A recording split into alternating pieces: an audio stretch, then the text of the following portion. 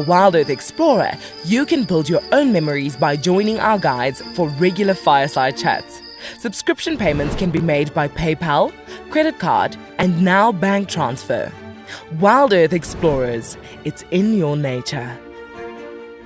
Our bodies are made up of about 60% water, which means that in a very short space of time, you can dehydrate completely. A relatively efficient way of collecting water early in the morning is to take an absorbent material like a sock and to walk through the grass, absorbing the condensed dewdrops on the grass. Once the material is saturated, you can then squeeze it out into a container, or you can suck it out directly into your mouth. My name is Ross and I'm a field guide at andBeyond Phinda Private Game Reserve. I love getting questions from guests on WildEarth because I love sharing and learning information about nature with new people, and it also makes me feel like you're all joining me in real life. If you want to ask a question on WildEarth, then you need to register on our website. Once registered, go to our live safari page and submit your question below our live feed.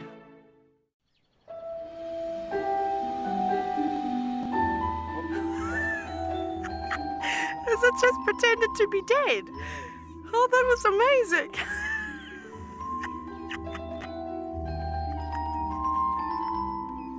I can't. How do I?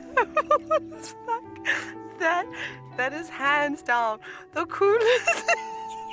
Expect the unexpected here on WildEarth daily. What makes andBeyond Phinda Private Game Reserve so special is our massive array of habitats, and with that comes of course a beautiful diversity of landscapes, but also an incredible biodiversity in terms of plants, bird life and animal life, as well as of course our conservation success stories with cheetah, with rhinos, now with pangolins too. Catch up with the guides daily here on WildEarth.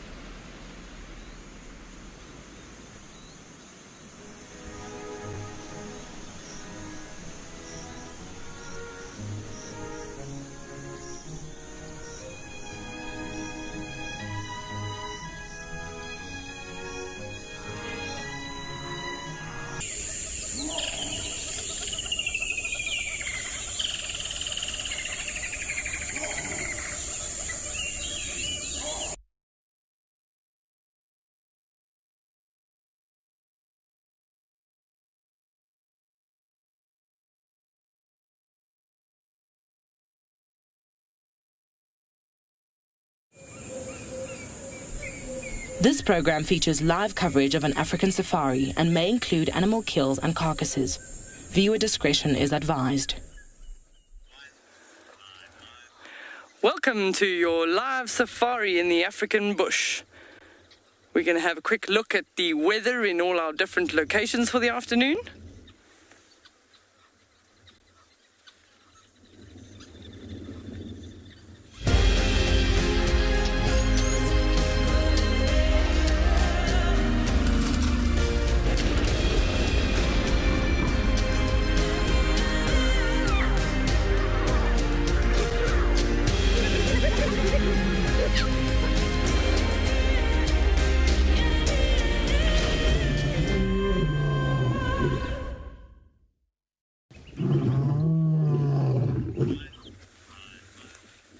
Good afternoon and welcome to Tswalu. I'm Deirdre, and on camera with me this afternoon is Morgan, and it's quite toasty here, as you may have seen, so we are going to head from waterhole to waterhole and check where everything is in the shade this afternoon, because it is really, really hot out. So we're just seeing watching the busy sociable weavers in and out the nests there on the right-hand side, which is quite typical for them. You can probably hear them in the mic because we've got one really large nest over our shoulder, but that nest there, you can see, is quite the architectural marvel. Little busybodies.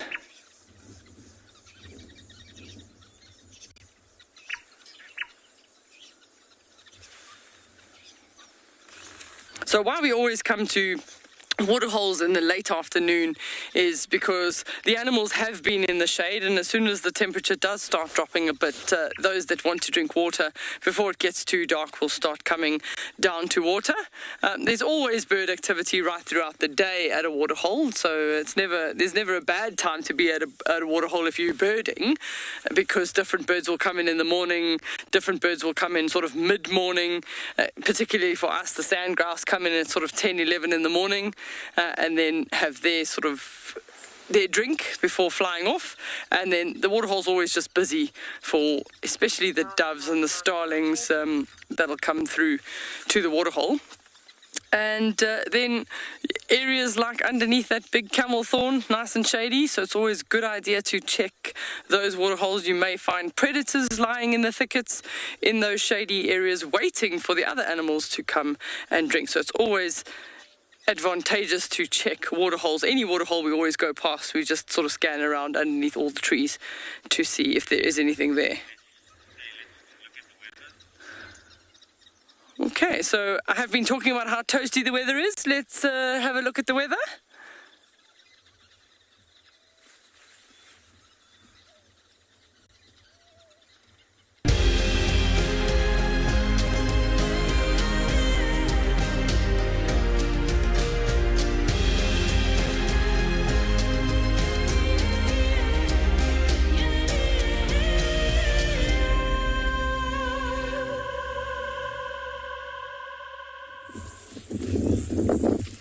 Good afternoon, everybody, and a warm welcome to andBeyond's Phinda Private Game Reserve. We have come out to the far western part of the reserve, overlooking the plains, and upon arrival we've come across quite a large herd of zebra and wildebeest who are quite relaxed. You can see the zebra, some are just standing resting, others busy grazing, and then the wildebeest behind them just lying down on the road resting. And this morning in the same area is where we saw a cheetah mother and her youngster, and we've come out here in search of them to see if they haven't perhaps had any luck finding a meal. My name is Matt, and behind the camera we've got Simon, and yeah, we're really hoping that we are able to find those cheetah, because this morning they were quite active, in fact very active, looking for a potential meal. And in amongst this herd of zebra and wildebeest are a couple of youngsters who you can see lying about in the road. That one who's lying flat in the road now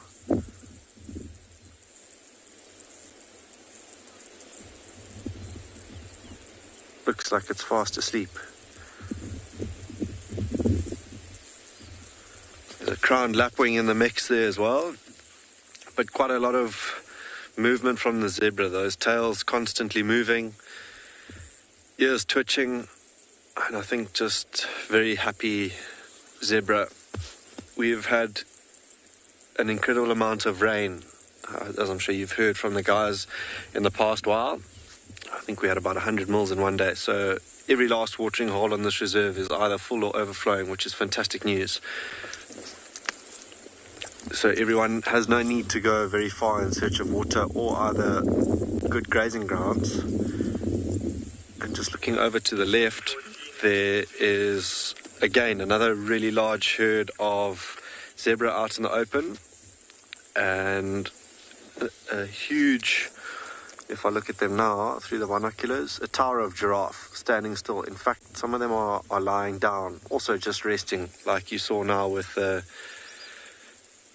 wildebeest.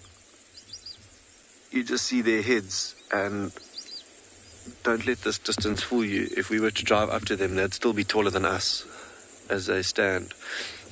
In amongst this herd of zebra, that we're looking at now is one particularly dark zebra, or its face is particularly dark, should I say. There we are. It's now resting its face looking at us as we single it out. And I think just compared to the one next door to it, it's looking really tired. So I can imagine that zebra really old, or to be really old in amongst this herd. And it's amazing because you don't see zebra with such colorations very often. And that one, yeah, clearly as strong as ever with the rest of the herd, able to graze really good grass at the moment. The grass is extremely lush. And if we are lucky enough to find these cheetah, I'm hoping that they're not lying down in this long grass, because that's when animals are able to literally just disappear.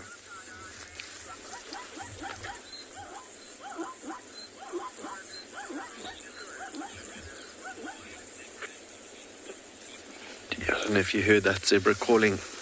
Doris, you're asking why zebra and wildebeest are often seen together. For them, it's just safety in numbers. There's obviously a lot more eyes and ears listening out for predators like lions, even cheetah with young foals and calves around. So it just gives them a better chance. As well as the fact that zebra are bulk grazers, so they'll eat the top half of the grass. They're not very fussy, the hindgut fermenters. And then the wildebeest that you see that follow them are selective grazers. They'll go eat the bottom half of that grass, which is slightly more nutritious for them. So yeah, several reasons why they're together, but you know, working in tandem for both grazing and then just in terms of safety for each other. They have each other's backs, no pun intended, with everyone resting their heads on each other's backs as we watch them.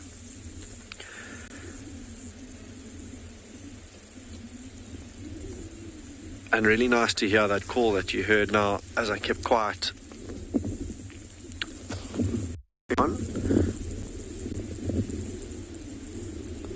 Something that I don't know if we formed the culprit of that call, but maybe the stallion just announcing himself.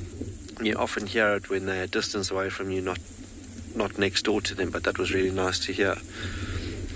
I think, yeah, we'll leave this herd of wildebeest and zebra in peace, but we're going to head across to Tswalu and see what they found.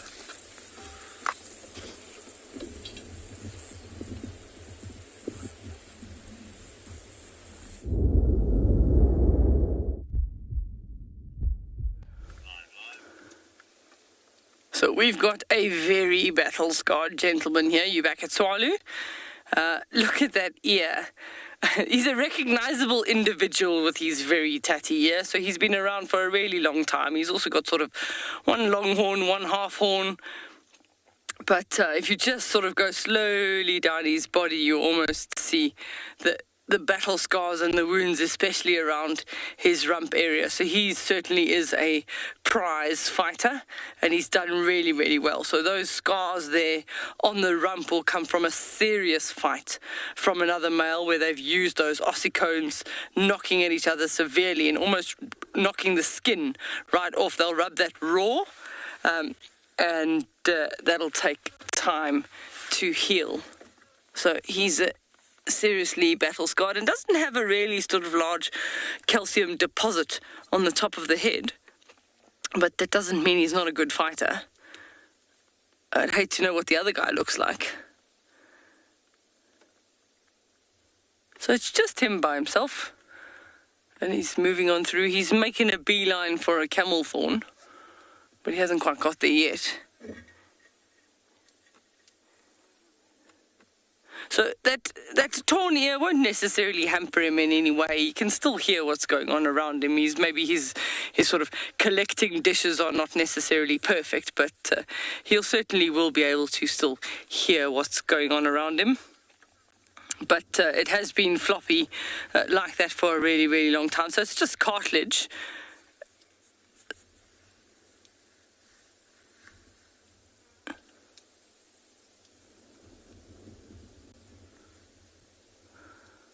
So he's eating now on that camel thorn tree. Apparently everyone's saying a real survivor. Absolutely. As soon as they get to fighting age, they can get into some really, really brutal fights with large bulls, so much so that when they're swinging that large neck and head like a mallet or a club, you can actually hear those blows from a long distance away if they have chosen to fight severely. And unfortunately, there are circumstances where they can even fight to the death, or one can get killed as a result of not giving up.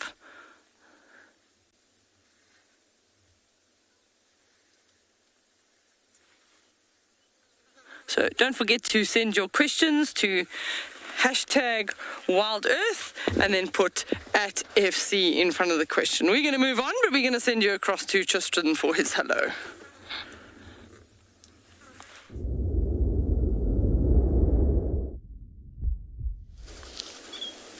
Well, while Deirdre moves on from the giraffe, we've just had a passing Ellie, who's obviously just had a swim at the moment. He's come out of Sydney's dam and is all wet and full of water on his skin.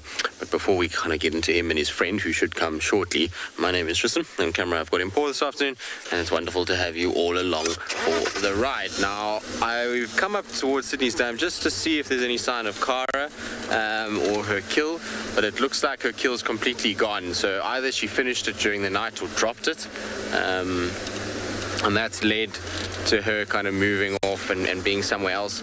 I'll just have a little scratch around just in case she's still here, but generally when a leopard finishes their kill, they don't really stick around. They normally go for a little bit of a walk and go and kind of check out what else is around. In my territory a little bit, generally get out of the area, unless of course there is another they make another kill or something like that over the course of the next few days. This Ellie's not playing the game. He just wants to disappear all the time. He's now gone behind the bush. I don't know where his friend went. There was two of them. I'm sad because we obviously just missed them swimming. I saw one as it was leaving the dam, and like I say, they are so full of water that it's very much means that they were all the way in.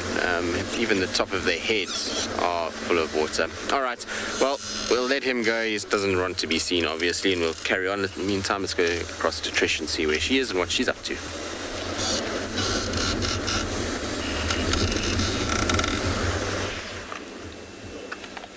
Good afternoon, fine people. It is a very warm out here, as I'm sure that Tristan would have told you, and you'd have seen with the weather. And we are we're here at this brown ivory tree, hoping to find Shadulu again. Hi everyone, it's me, Trishala. I've got Davy on camera with me, and we're both very, very wet and sweaty from the heat, the humidity, all this mugginess. And that's why we were hoping that Shadulu wouldn't have moved far. But she doesn't appear to be definitely not in the tree anymore. But the tree is creating a nice, very big portion of shade. And I thought maybe she'd be sitting under a bush somewhere. But no luck just yet. But again, you know, with this long grass, so difficult to tell. But that's why we're kind of having a little bit of a drive around, just to look at the underneath of the bushes and trying to be a bit careful so that we're not in any places that are too waterlogged. Interestingly, I haven't seen any obvious tracks leading out of the property, but let's have a quick look together. I'm going to go round. So look, you can see, look at that shade. All this shade created by this brown ivory tree that she could have taken advantage of. Now, the exit of the property, to go out of the property through the southern boundary, is very, very close. You'll see it in a moment. So she could have exited the property. She could have turned and gone west on Mendoza, but bit wet here. Let's pick up some speed.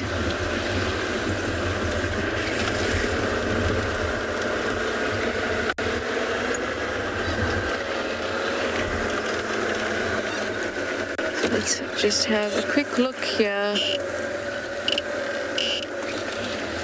Nothing. She was already off the road by that time.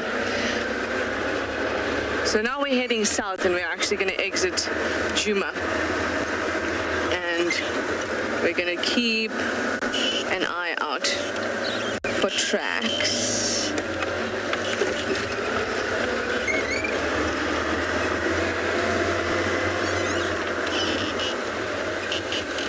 Here it's nice and muddy.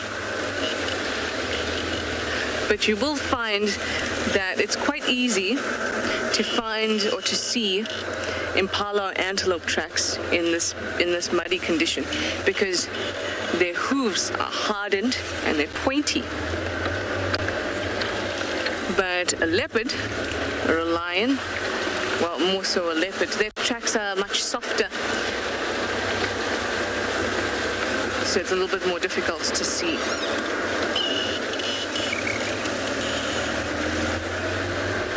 So the best thing we can do now is go all the way to the boundary and check for tracks here. Okay. Just first gonna have a quick look because the lions are around this area. So let's just be a little safe.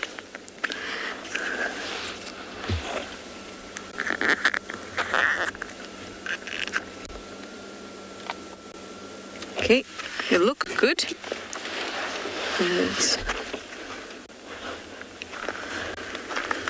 Hi, Jerome. You'd like to know if leopards will travel far during the day? No, especially not in this heat. But she may not have traveled right now. She would have traveled maybe just after we saw her.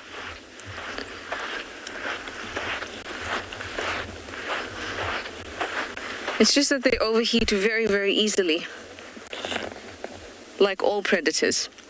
So their means of keeping cool involves changing their behavior as opposed to a physiological response like sweating that we would get. So their change in behavior would be to seek out shady spots. And that's what she would have done, but she was scent marking as she was going along. So we could have just caught her on her patrol. But I will say that there isn't any tracks for her coming out, which is a good thing for us. So if there aren't any tracks coming out, it's unlikely that she went back up to Zoe's. And the other option would be that she went to Philemon's Cutline or she went on Mendoza.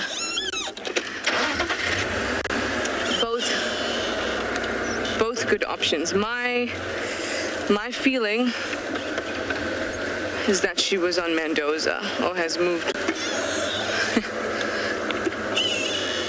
Check out these lion tracks in front of us.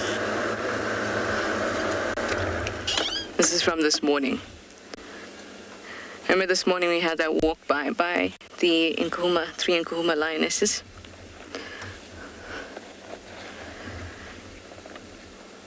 Really nice.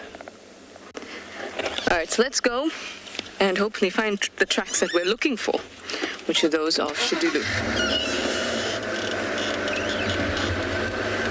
I didn't jump off at that junction there, just in case she was in the tree. I would have given her a fright. So, oops. So now I can jump off because I know that she's not there. And then we'll have a look which way she went. Remember, she also didn't have to use the road. She could also have just walked through the bush. But it is less likely, if she's on a territorial patrol, that she would have used the bush. But you never know. And she moves around in the heat quite a bit. Anyway. Let's hope that we're successful, at least with a lead in the form of tracks.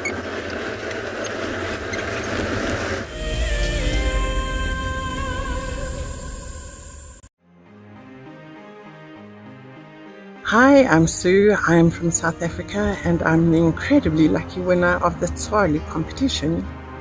Tswalu has so much to offer, but we're really looking forward to the game viewing options, as going out with a personal guide who has so much knowledge will just be exceptional. Motsi Lodge looks absolutely amazing, and we're so looking forward to spending time there. It really is out of this world. I only registered as an explorer towards the end of January, so when the email arrived stating that I was the winner, it took me totally by surprise. I'd just like to thank WildEarth and Tswalu for this most incredible prize. It really is a dream come true. WildEarth Explorers, it's in your nature. Oh, my dear, I do find you most attractive when you're covered in bird lice. Oh, Charles, I love it when you peck at my head and clean the bird lice off me. Let me say hello to Barry here. Hello, Barry. I'm just going to examine you for some bird lice. Charles, I don't know if I'm comfortable with that. Oh, all right. I shall look for bird lice on myself then.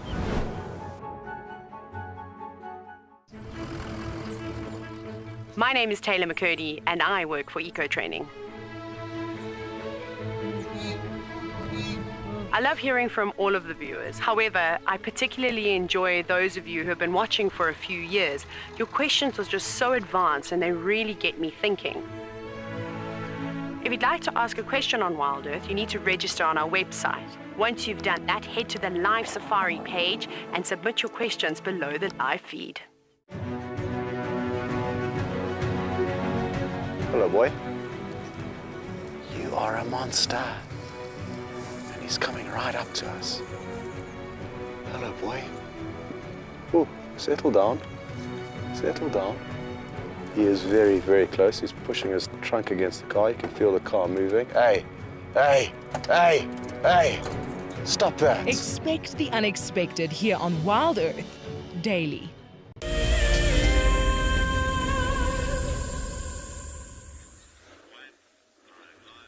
Welcome back to Tswalu. So that's why we check at the dams, because literally 20 meters from one of the dams in the shade under the tree is these three little guys.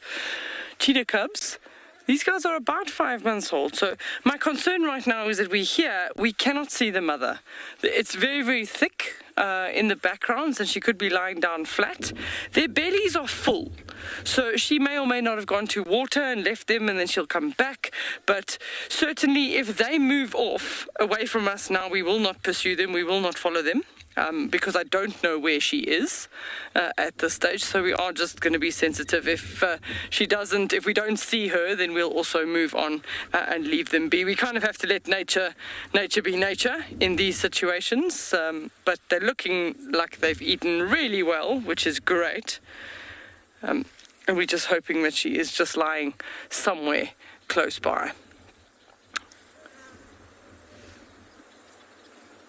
But it's not unusual for her, if she's gone hunting, to feed them or to leave them, hunt and then call them to the food. But the fact that they are full-bellied and mum is not in sight, we don't know. We don't know what's happened. We don't know if the males have come around and possibly chased her. Daniel is asking the question, how far will their mother travel to get food? Normally not far from them at all. They are always with her. So right from small cubs, she moves with them. She tells them to stay. She hunts a short distance away from them. If she's not successful, she comes back and fetches them and she moves them again. So they're always almost in calling distance, I would say. If she's successful, she gives this little bird call and they'll come to her. But normally with cheetahs, not too far at all. So it's not the same as when they're really, really tiny, she'll stash them in a thicket and then go hunting for herself. But when she starts feeding them the meat, they generally are with her all the time. It is a little bit windy. The wind is picked up quite strongly, so that could also make them a little bit more nervous if there's any smells of any other animals on the wind. I see quite a few vultures in the far distance circling and landing, and that sometimes can happen with a mother on food, a cheetah in particular. The vultures can actually chase her off. If they've got enough numbers and they were on a kill and the vultures start descending and putting pressure on her, she'll take her cubs and she'll leave whatever's left of the food to the vultures. So I have seen that happen.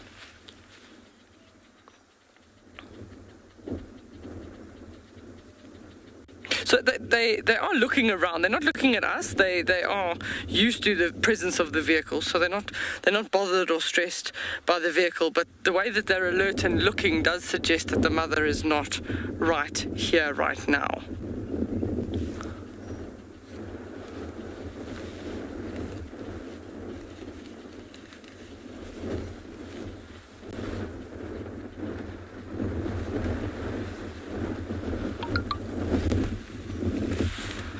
Very nice little full belly there.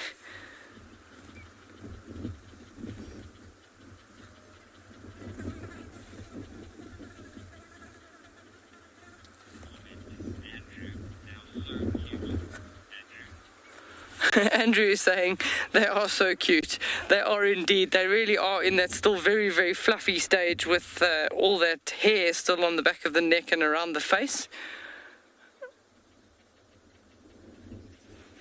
So we know these are about 5.5 months now. For those viewers that have been with us for a long time, these were found by Moritz at one stage, and they were finding them quite regularly when they were already just a couple of days old, and she hid them in the thicket. So one of the reasons why we say we'll probably move on once we go off air if the mother is not here is because we don't want to interfere with what happens in nature. If for example, the cubs are so focused on us being here that they don't see a hyena or another predator approach, we could then potentially hamper that escape route, which we certainly wouldn't want to do. They are looking around, certainly, that she's not close by. I thought we were right here by the water, but we didn't see her drinking at the waterhole, and normally she would take them with her to go and drink at the waterhole.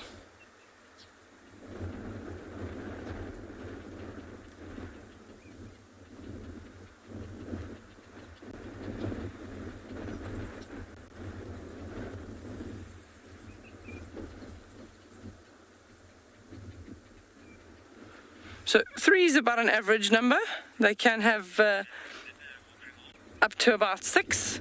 So we are going to move on from these. Sorry to disappoint, but I do want to make sure that they get a chance to get to their mother by themselves and she can find them. We're going to move on. I'm going to send you across to Matt, who's also at another watering hole.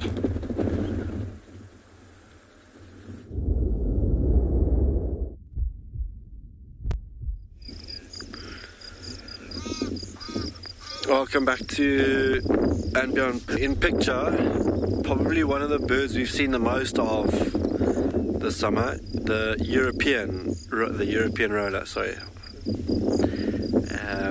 Really, really pretty looking bird, and we've seen so many of them compared to previous years that I almost think they've pushed their cousins, the slightly smaller lilac-breasted rollers, out of this area completely. I've only seen them twice now since I've been back at the beginning of the year, end of the year last year, and the beginning of this year.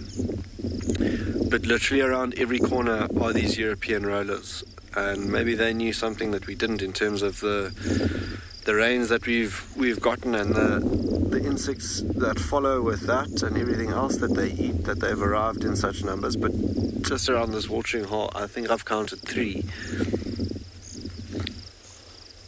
This one not quite ready for takeoff or hasn't sussed out anything to potentially grab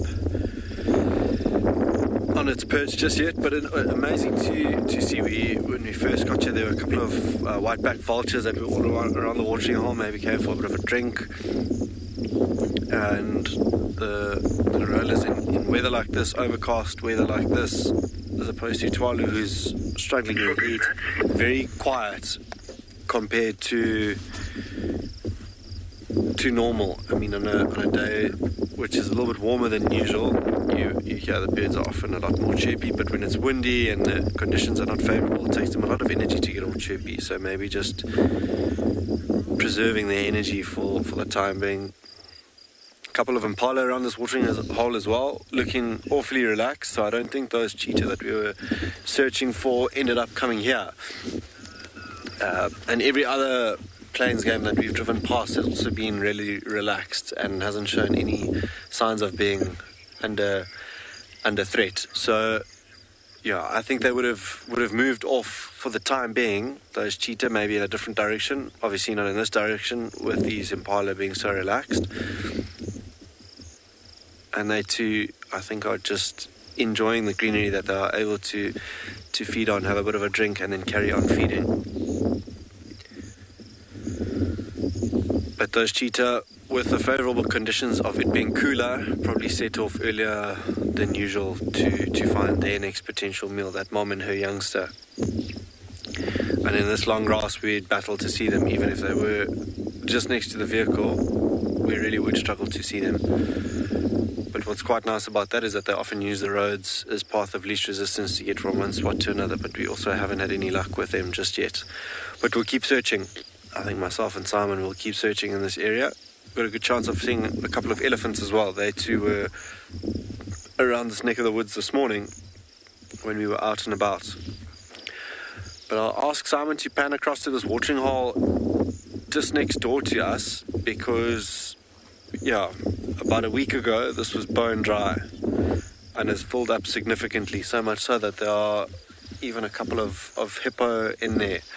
I've never seen a crocodile in there, but there are a couple of hippo in there at the moment, a couple of egrets wading about, and I'm sure with all this water we're going to get some very interesting birds following suit as well. We've spoken about black kukels in the past before. I'm not sure for those avid couch twitchers at home if you've managed to tick that off just yet on these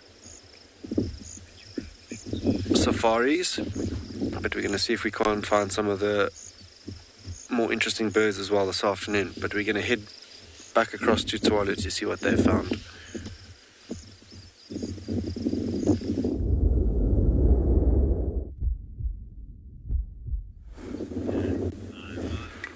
So we popped onto the other side of the dam and we found this beautiful gentleman, a nice roan bull.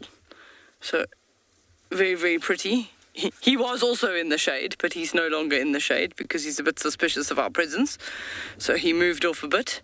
But those beautiful black and white markings on the face, and then the curving back horns, that's adult size, so the second largest of the antelope.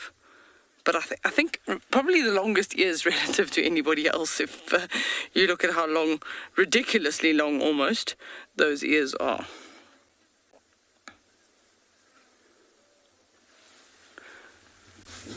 So they'd be able to handle much hotter temperatures by being animals that live in arid environments. They've got that white around the face reduces the glare, or the white reflects the light, and then the back will reduce the glare. These obviously just lots of flies. We get these little louse flies, which are biting flies, which does tend to make them do a bit of a hop, skip and a jump every now and again and get them moving pretty quickly.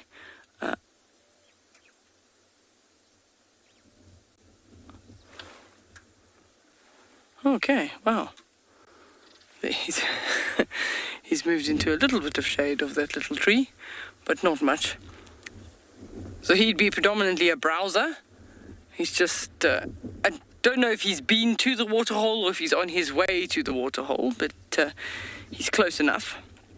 He's still deciding, so he might be a little bit weary, and he may or may not even smell or see the presence of those cheetah. So he doesn't really have to worry about cheetah. He's quite large. He shouldn't be too worried about cheetah, especially a female cheetah. He's way too big for her. So just using the opportunity to rechew the cud there.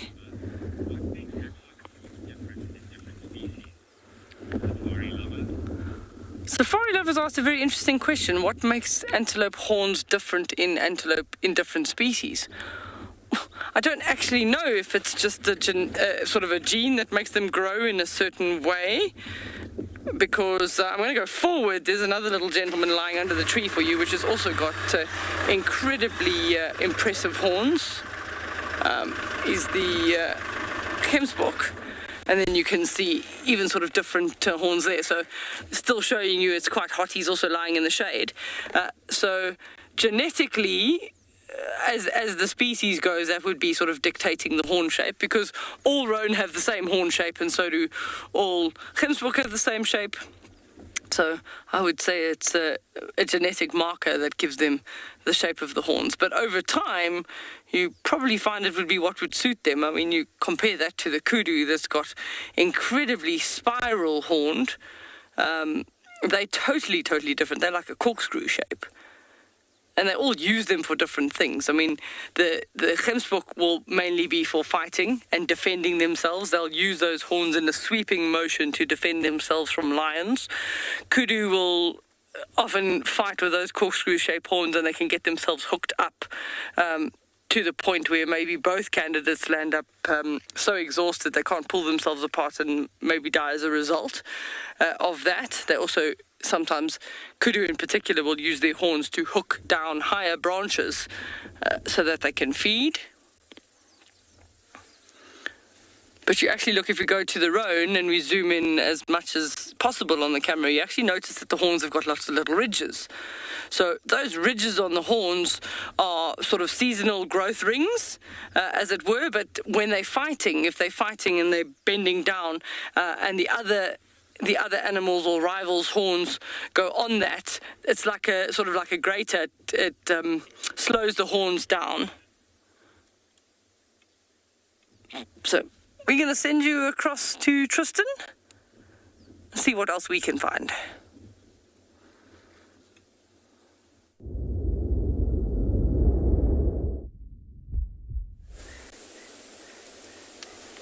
Well, we've managed to find ourselves a shikra. I haven't seen a shikra in quite some time of late. There's also franklins that have just gone crazy next to us. They're alarm calling quite heavily. Anyway, these little birds of prey are fairly common here. They're just easily overlooked because of their size. This is a small little bird. It's only probably about 20 centimeters. But we know it's a shikra. The easiest way is just that cherry red eye. They've got this amazing bright red colored eye. It's something that is diagnostic to them. And like I say, they often are around. They don't sit as much out in the open like this all the time. Most of the time they're kind of in the tree a little bit, closer to where there's a lot more foliage, where they can just kind of hide behind it, but often perching like this and then flying out and hunting little birds and geckos and lizards and the likes. Just listening carefully at these franklins. It was interesting, this morning we also had a franklin that also went crazy, and it was in the tree and we looked around but we didn't see anything. Now sometimes they get spooked by snakes or even things like slender mongoose, but it's always worth listening to them, because sometimes it can be something like a leopard as well. And where we are right now is an area where Tingana often is. I know a lot of you are desperate for an update on Tingana, and the reality is there isn't an update on Tingana. Male leopards, when we have these kind of conditions, often are seen less, and that is because they are not as inclined to spend time up in trees as the females are. If you think how many of the sightings we've had have been leopards up trees, or where we've spotted them is them being up in trees, it's quite a high proportion. And so males don't really spend time in trees like that just resting. They'll prefer to be on the ground. Especially an older male like Tingana, it's a lot of hard work for him to drag his weight and his bulk up a tree. Unlike this bird, it's not easy for him to get up there. So you'll find that they down a lot more, and it's why the kind of sightings of the male leopards is often less comparative to females when we've had a lot of rain and the grass is very long. So hopefully we'll kind of pick him up at some point. The tracks that I had the other day, I was pretty sure I was following with his, and they went into Torchwood, which would be about right. He moves around this area, although Mulawati is also kind of roaming around these days all over the place. I wonder if the shikra is not going to fly off. It's been very accommodating. We've been sitting here for quite some time, and it has just been kind of watching out, looking. I suppose it's still very, very warm, and so for a little bird of prey like this, it makes sense just to sit and enjoy a bit of shade and watch from there. And if something comes past that it can potentially hunt, well, then it will take off. But otherwise, the object would probably be to try and stay fairly cool. You can see when it turns its back how difficult it can be to see. I wish I could give us a better sense of scale. But maybe if you just use the leaf itself. This is a little apple leaf, and they don't get very big at all. So you can see that bird is kind of, one of those apple leaves is almost the same size as it. Grace, you say there's a new bird for you? That's good. I'm glad. That's always nice when we have you guys that keep lists about birds that you've seen on the show. I would actually wonder who's got the highest number of birds. There's a lot of you that have been keeping lists for many, many years with WildEarth. So it'd be interesting to know who's got the most and what the kind of tally is of all the birds that we've actually seen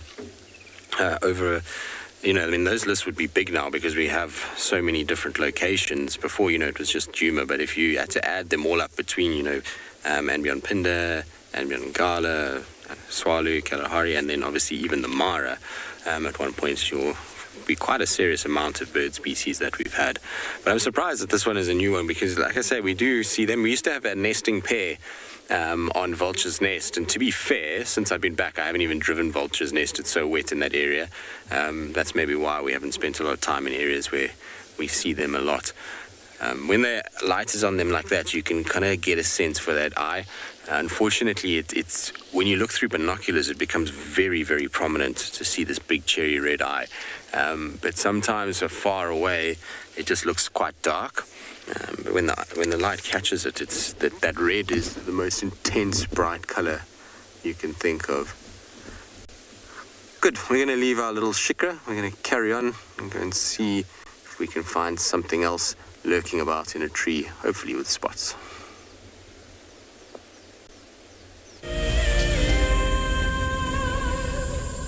It's no secret that nature can heal. Some of our WildEarth viewers are finding solace in the outdoors close to their homes during lockdown. This is how I keep myself busy during lockdown. Beautiful little jumping spot. I love walking in the open spaces near my home. Provides a moment of peace in a crazy world. This is my fire escape with some of the birds I get to see. That's what it's like in New York City during lockdown. Being in nature helps me to cope with the challenges of life and helps me to be humble and grateful. It's magical watching everything turn into a winter wonderland as the snow softly falls. Been doing lots of walking, dog walking, outside at parks. This is my Ridgeback Drake. Our little slice of paradise is a provincial park called Hopewell Ross. Connecting with nature is critical to stay positive during these tough times. WildEarth encourages you all to find time to escape to nature. We stopped as the dusk was settling and there was a zebra mare underneath the bush. She was lying down. We didn't really know what was happening, and then we saw it. Everybody, there's a zebra giving birth there. There's a zebra giving birth. This is a zebra giving birth. Look at that. Look at that. Oh, you clever mare. Well done. It's born, everyone. It's born and it's alive and it looks fine. This was, of course, an unusual sighting. Normally, herbivores like impala and wildebeest and zebra will give birth during the middle of the day. This is when their predators like lions and hyenas are fast asleep. But as this little foal took its first steps, the dying embers of the day had just gone over the western horizon, and it was just the time that the hyenas and lions were starting to get active and go out foraging. This is why we didn't light up the sighting, of course. It may have compromised the zebra's eyes and at the same time attracted those hyenas and lions to the activity.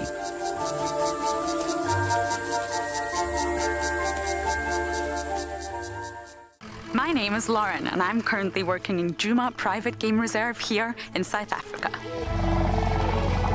I love answering your questions during the live safaris. It's my favorite part.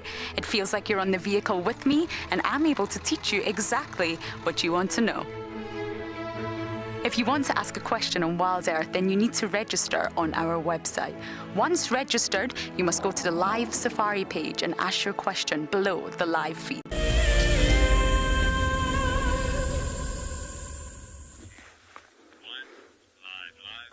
So we have found Mum. She's not too far from them at all. She has made them a kill. that looks like what we can determine. The head on the left-hand side looks like a springbuck, but a relatively young springbuck. We can't see any horns, but we are seeing the sort of white and sort of the face and the ear on the left-hand side. So the little guys are not that far away from where she is. They're only about 50 meters. We'll show you the tree that they're hiding under there, and that's pretty much where they were. I don't know if you can or can't see them there, but if one of them calls their little sort of bird-like chirp, or she calls them, they'll come running to her. So we've given them space to be able to do that. We're not blocking their path, and we'll sit with the mother and allow the cubs to come back to her. But at least we don't see any vultures, so it wasn't the vultures that chased them off the food. I'm not too sure what chased the cubs to being under the other tree, but they'll call, and I'm sure she'll call them back.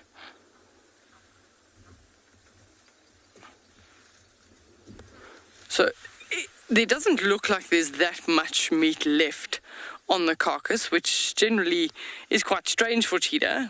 Normally when they've finished what they've eaten and they're no longer eating, they'll get up and they'll move away from that carcass, because that carcass will attract attention from vultures or hyenas, other predators. Maybe she feels confident that there's no other predators around, which is why she's sticking around, and maybe will sort of nibble at what's left. But there certainly isn't that much left. There's a couple of innards and that which generally they don't choose to eat. They often move the stomach, they'll move the intestines, and not really worry about eating that. They'll eat all the soft organs first.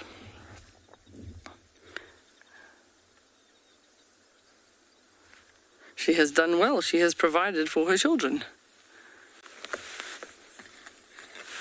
So springbuck is pretty much in their size range, springbuck and impala. For a female cheetah, the males are capable of taking slightly larger prey. So we're going to stick with her and wait for the cubs to come back, but we're going to send you in the meantime across to Phinda.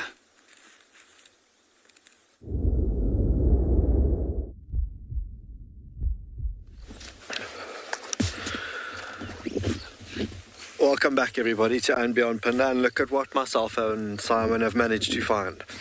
We looked for them all afternoon, and then I must be honest, I threw in the towel thinking that we wouldn't be able to find them and we'd carry on to another area where we might find other cheetah. But on the road to greet us on our way out was this cheetah mom and her cub, and this cub is acting rather strange. You can see it slunkering away there. Simon's just let me know that there's a zebra behind us on the road making its way towards us. Mom is also looking directly at it, but the youngster is quite unsure of itself, doesn't know if it should stay, if it should go, but just looking at its mom is quite relaxed. So have a look, it's going to go straight back to its mom just for that little bit of reassurance. But mom now too, also not sticking around for the rest of that show. And from a distance, we both said we're not quite sure what is going on here. Well, when we first arrived, because they're quite far away, and we didn't know if it was all dried up dung or what it was, but on closer inspection there was a couple of tail flicks and we knew it was something of interest for us. Have a look at that body language. They keep peering back as if they've seen another predator or a threat. Obviously a fully grown adult zebra poses quite a threat to them, these two particularly, so she's not going to stick around and risk getting injured. She'd rather get herself and her youngster to safety elsewhere. And like we said earlier, walking along the path of least resistance, looks like she's going to flop straight back down there. What an unbelievable setting. Mountains in the background, these two, I think, just watching the passers-by behind us. And amazing to see. But now the white of that belly sticks out considerably as she lies down. But the youngster, on the other hand, who's now walking away from us, is really well camouflaged along the road. Still super unsure of himself. I love that little white tip of their tail. Now coming back to mom for a little bit more reassurance.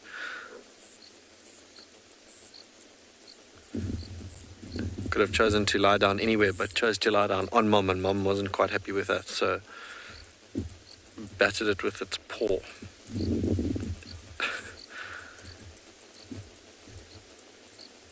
have a look at that little face now lying flat on the ground looking at us. And that tail that keeps on flicking and the ears that keep on twitching, that's probably because of those little biting flies, which can be a huge annoyance for them.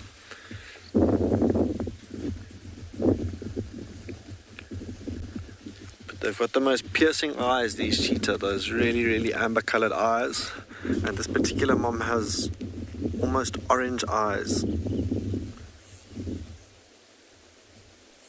But amazing to see. And now lying out in the open and not in long grass, you're able to see those claws that they use as extra traction. I'm sure you saw those earlier on with Deirdre at Tswalu, but to see those claws that they use to get some extra grip when they're running at those high speeds. Every so often that flick of the tail, that tapered tail that acts as a bit of a rudder when they're running at the high speeds as well. And just every last detail of cheetah is just built for speed. If Tristan's lucky enough to find one of the leopards that he's searching for this afternoon, you'll see they've got those really, really long whiskers, as opposed to cheetah that you're having a look at here, really, really short whiskers. So every last feature of them is just built for speed. But as they are now, you can see Mom's got a little bit of a bulge in her belly. I wouldn't be surprised if they caught something sometime during the day.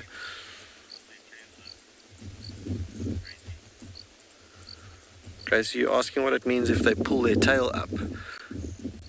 If what you're asking now as that youngster lies down there and flicks its tail every so often, that's purely because of flies. They can be quite irritating, and that's just to help get rid of things like flies that might be biting them in areas that they otherwise can't get to. The ear twitches are the same thing. They're just trying to get rid of them.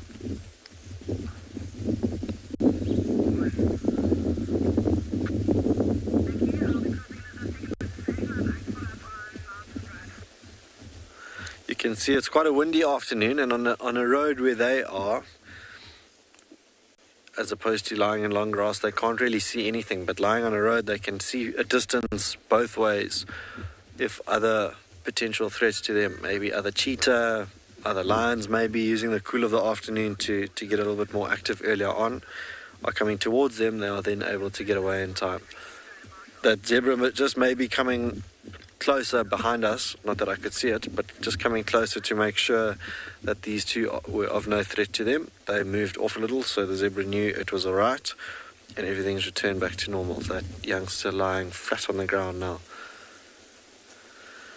And with full bellies, they obviously can't run at those high speeds that they are otherwise capable of running at. Well, they probably could get to those high speeds, but they would be reluctant to. And on the particular road that we're on, it is quite a busy road. So if you do find other man-made objects entering your screen, please do not be surprised.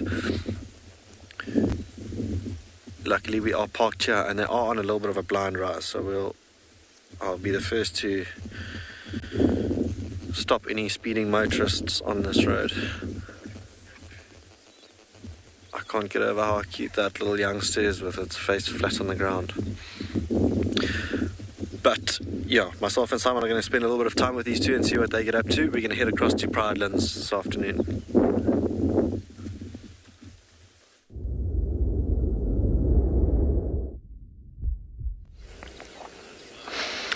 Good afternoon, everybody. Welcome to Eco Training Pridelands this afternoon on a beautiful 33 degrees Celsius day, 92 degrees Fahrenheit. Hello, everybody. My name is Steve Fogger. We're joined once again by Johan on this wonderful Sunday. We hope you are enjoying yourselves. It seems to be a very busy afternoon cat-wise. We are trying to provide you with something of that sort, but what we had there on shot a moment before was a little group of yellow-fronted canaries that have come down onto sort of the low-hanging branches of a knobthorn and are busy feeding off of the inflorescence from the blue guinea grass or buffalo grass or Panicum maximum, scientific name, that is waving in the wind.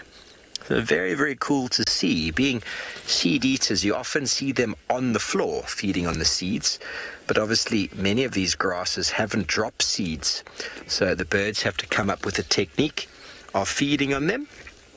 And it's so wonderful to see. You can actually see in the foreground there's a whole lot of feathertop chloris, the sort of whiter sort of version, and then it goes into the underneath the bush area where that much greener grass, the Panica maximum, just takes over. Now, the Panica maximum is a grass that likes semi-shade. So you go from a sunlit area to an area with semi-shade and you get different species.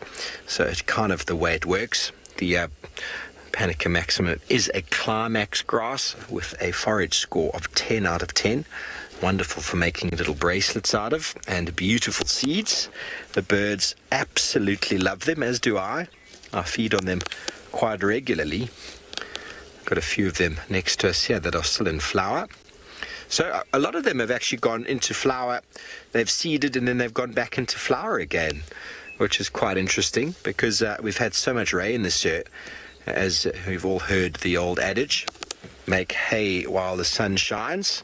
Well, grasses make seeds while the sun shines. They just want to produce. It is their purpose. And, well, that is why many of the birds will breed again, because the food increases. The insects will breed again, the birds will breed again, and so the cycle continues. So when it is abundant, it is extremely abundant. Very, very blessed. So didn't expect them to hang around as long as they have, but how wonderful. It's the little females we can mainly see there at the moment.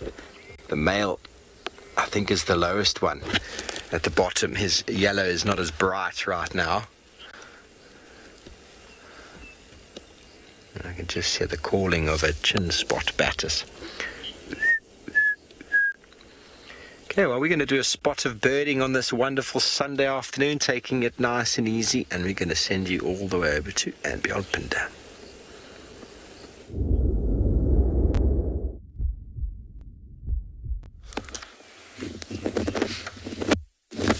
Welcome back, everybody. It was one of those vehicles in question that we had now pass us, and obviously lying in the middle of the road, there was no other place for them to cross, so they got up and got out of their way, but have returned to the road. And now you can see Mum's actually given us a little bit of cold shoulder. She's facing the other way, and not a bad thing for her to do. She knows there's zebra behind her, and the zebra will make a song and dance if anything else comes into the picture. The youngster, being the curious self that it is, also with that really fat belly, just keeps gazing over at the zebra. And I say fat belly because it looked like it had a little pot belly. And it's both of them have their mouths open, panting, so just trying to help digest that food. So between this morning and now, they've managed to catch something and have fed and are now lying out in the open, resting those full bellies off, which is incredible. And this mom has done phenomenally well to raise this youngster to the age that it has, especially seeing as though it is so cute. Watch out, it will just disappear now in this long grass.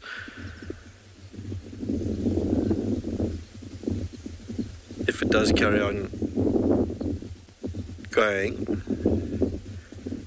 we are going to lose sight of it completely. I mean, the grass is at least twice its height, which makes finding animals very, very tricky for us. But luckily, lying where they were, a different story this afternoon.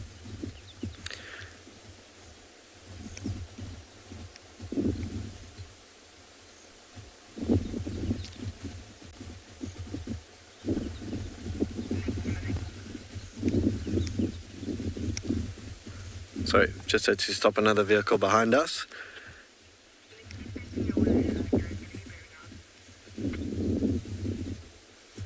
Sitting quietly, the only birds that we've heard, just talking about having a birding afternoon, is the rattling testicular, which without fail, sunshine, snow, rain, you name it, you'll still hear calling. Mum's just had a little bit of a rollover, back scratch and a rollover. The youngster, who you can see, I say youngster, it's still got that really fluffy hair in the back of its neck that it's growing out of. It's incredibly curious. They just throw themselves at the ground and gave a bit of a huff now as it did that. Keeps just watching those zebra behind us. A couple of barn swallows also flying in and amongst the cheetah too.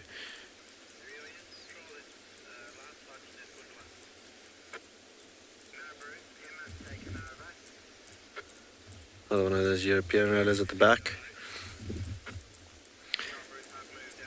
Going to see if anything changes here this afternoon with this cheetah mother and her youngster, but we're going to head off to Pridelands.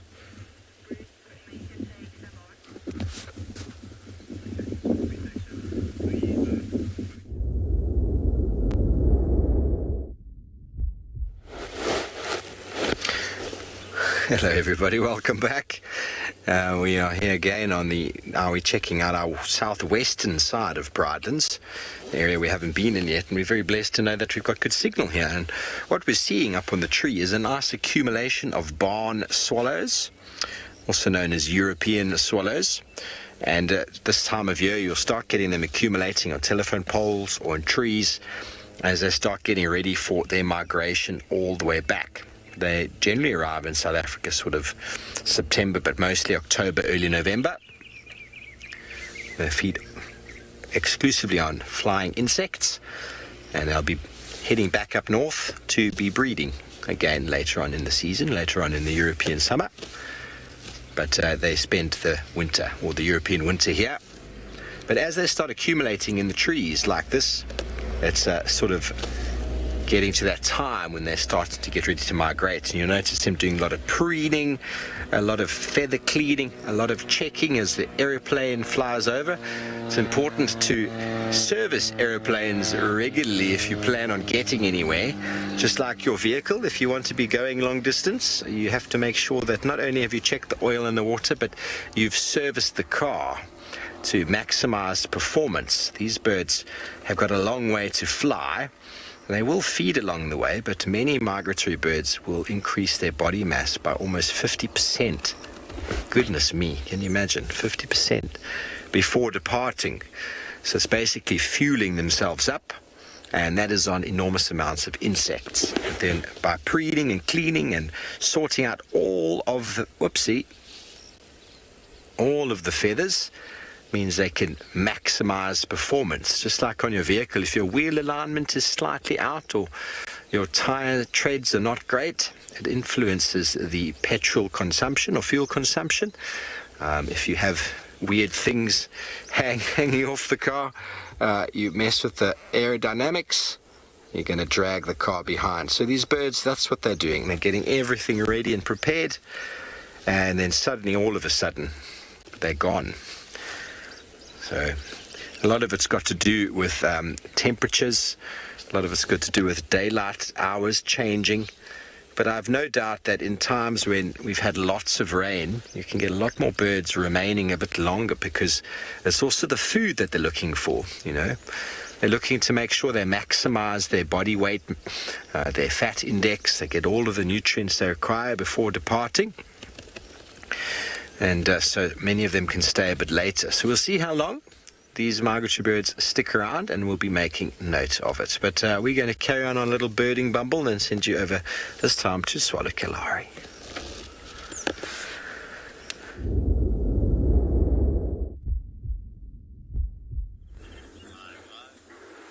So here's somebody else that's stocking up on energy, but not necessarily for any long distance trips, just for daily survival.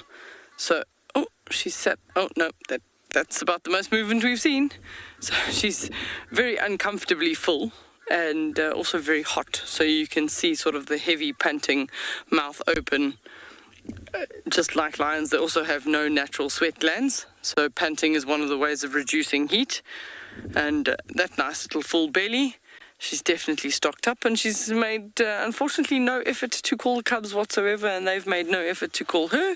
So they're still under their little tree, and she's still here under hers. It's a very unusual situation for me. I haven't seen before where cubs are that separated from the mother, but a direct line of sight, they can't actually see her. There's literally only about 4 bushes in the way, but they can't see her even when they're looking. If they sit up and they look, they can't actually see her unless one of them ventures out into the open, which instinct is telling them not to. There, she's getting up now, so maybe we'll see some movement, or she's just going to adjust position and lie down somewhere else. She's got an armoured ground cricket on her backside. He was hitching a ride. Whew. Excuse her, but she just let off a stink. We just smelt a very stinky smell from her as she got up there. We are downwind of her. So we've had another look at the carcass, and there seems to be a little bit of meat left, but not too much. But maybe there's enough there that once she's digested what she's got, she thinks there's an opportunity. So there might be a little bit around the shoulders, but you can see the ribs sticking up there. So cheetahs don't have the strongest teeth. So when you find a carcass later on, you can have a look at how well the ribs have been eaten. And if they've just kind of been nibbled around the edges, then it shows you it's definitely not a lion or a leopard. With something as small as a springbok, lion and leopard would basically eat all of that. They wouldn't even leave much of a trace. Sometimes the only thing that's left is the four hooves and the horns, if anything. But the cheetahs will often start feeding around the rump area. So there's one of the cubs. There's two of them. So they'll start feeding around the rump area, around the hip area, and at the stomach to get to the organs. And then often, depending on whether they're disturbed by predators or not, sometimes just abandon sort of the legs and some of the meat around the rib cage.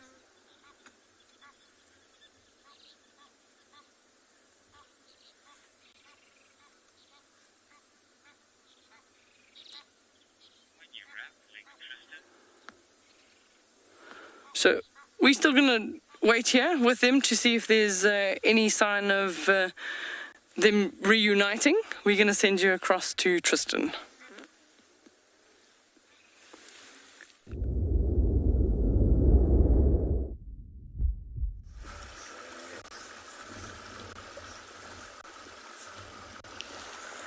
Very cool to have spotty cats this afternoon, especially when they're full and there's cubs around. We're watching our green shank again at Chitwa and just love coming here and watching these guys fish.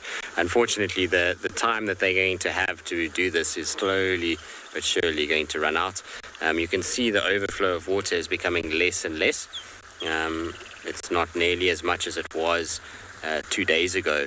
It's starting to kind of trickle in places. There are two big kind of areas where there's a lot coming off, but for the most part it has slowed right down for now. And it means that eventually it's going to become, there's no fish that are going to be pushed over this ledge, and therefore a lot harder for the green shank and various other birds that have been hunting here to make use of what's coming out. Oh, there we go. Just love how they kind of just sit here and eventually get it right. And the hunting styles of the different birds that have been here has been fascinating to watch, between the kind of, like I say, green-backed herons and then these guys. There's even the grey heron was here for a while. They just have a completely different take on things. The other thing that I saw this morning, actually very interesting, was when I was driving here, that flew over, was a giant kingfisher. I haven't seen a giant kingfisher at Chitwa Dam in ages, but there was one this morning just flying kind of over the dam. So maybe we'll have to have a look out for one of those as well. Such a beautiful bird, that big kind of body and the colors that they have on them. I'm also interested to see if there's still another green shank around, because 2 days ago when I drove past here, now the green shanks, well, we've only ever seen kind of one hanging about, but kind of 2 days ago I drove past and there was one chasing the other one absolutely everywhere, and it was almost like they were getting ready to mate. And so I thought maybe, just maybe, it would be really cool if they did nest here. There's a little bank that they were sitting on, and there was one that was kind of sitting there and the other one was sort of milling about, but I don't see the second green shank today. For some reason it's moved off. Maybe it was just a competitor and got chased away. I don't know, maybe that was the behavior that I was seeing. I thought it would have been very cool if we managed to see some sort of interaction between kind of two of them, and see whether or not they would potentially pair off.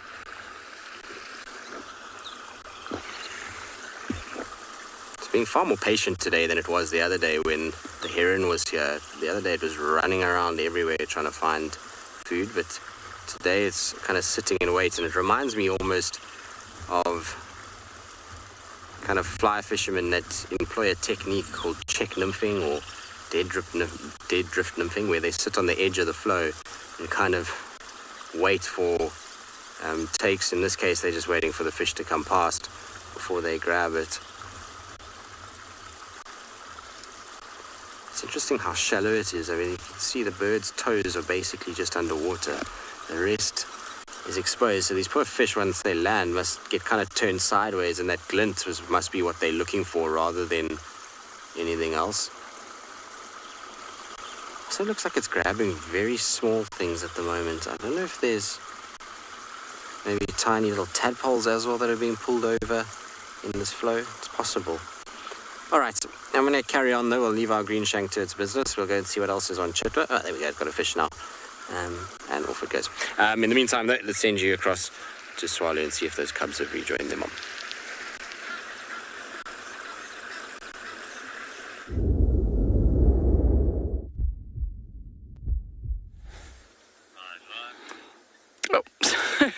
That's all she's done. She pretty much got up. She sat there in the nice little breeze, cool breeze for a second, and then flopped back down again. That's what happens when your belly is full and there's very little space for breathing. It results in some heavy panting. She hasn't called the cubs yet. We thought she was going to call the cubs because she sat up and she was looking in that direction, but there's been no response. She hasn't called. Maybe she's just getting some me time. It is unusual for me to see cheetah this far separated from cubs for this length of time. But maybe she's confident that where she's left them, they'll be fine.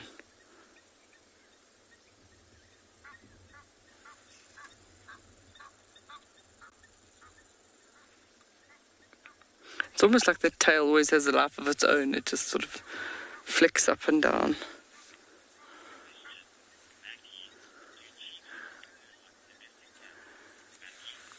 Mackie is asking the question if cheetahs purr like domestic cats. They do indeed. It's actually amazing to hear them if you're relatively close by and a cheetah is content. Sometimes you can actually hear them purring, but you need to be within sort of 2 to 3 meters to actually hear them clearly. And I have heard it here as well. So if they're content and they're happy, you do sometimes hear them purring, even amongst them like a coalition of males. If one of them starts purring, the others start purring as well, and they're content. They don't necessarily have the same process in their throat, sort of known as a Howardian apparatus.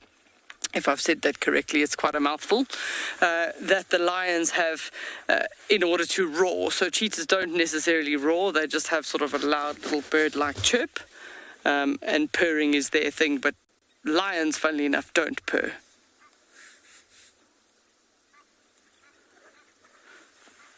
So I think Trish was talking about how you tell the differences between lions, and you'd look at the face and the spots on the face. But with cheetah, one of the ways that you can tell the individuals apart is literally by looking at the tail, and where the spots and the stripes, sort of the black and the white, is on the tail.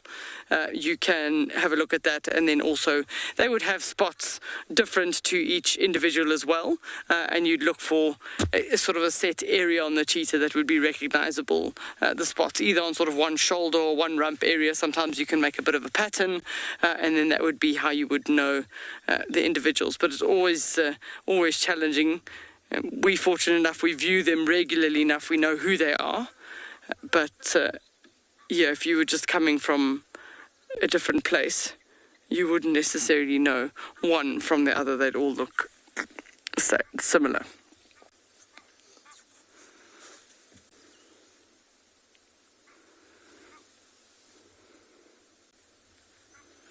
It's not always the easiest profile to look for. It's that sort of little teddy bear head sticking up there. So we're still going to stick with her to see, hopefully find the reunion. We're going to send you across to Tristan.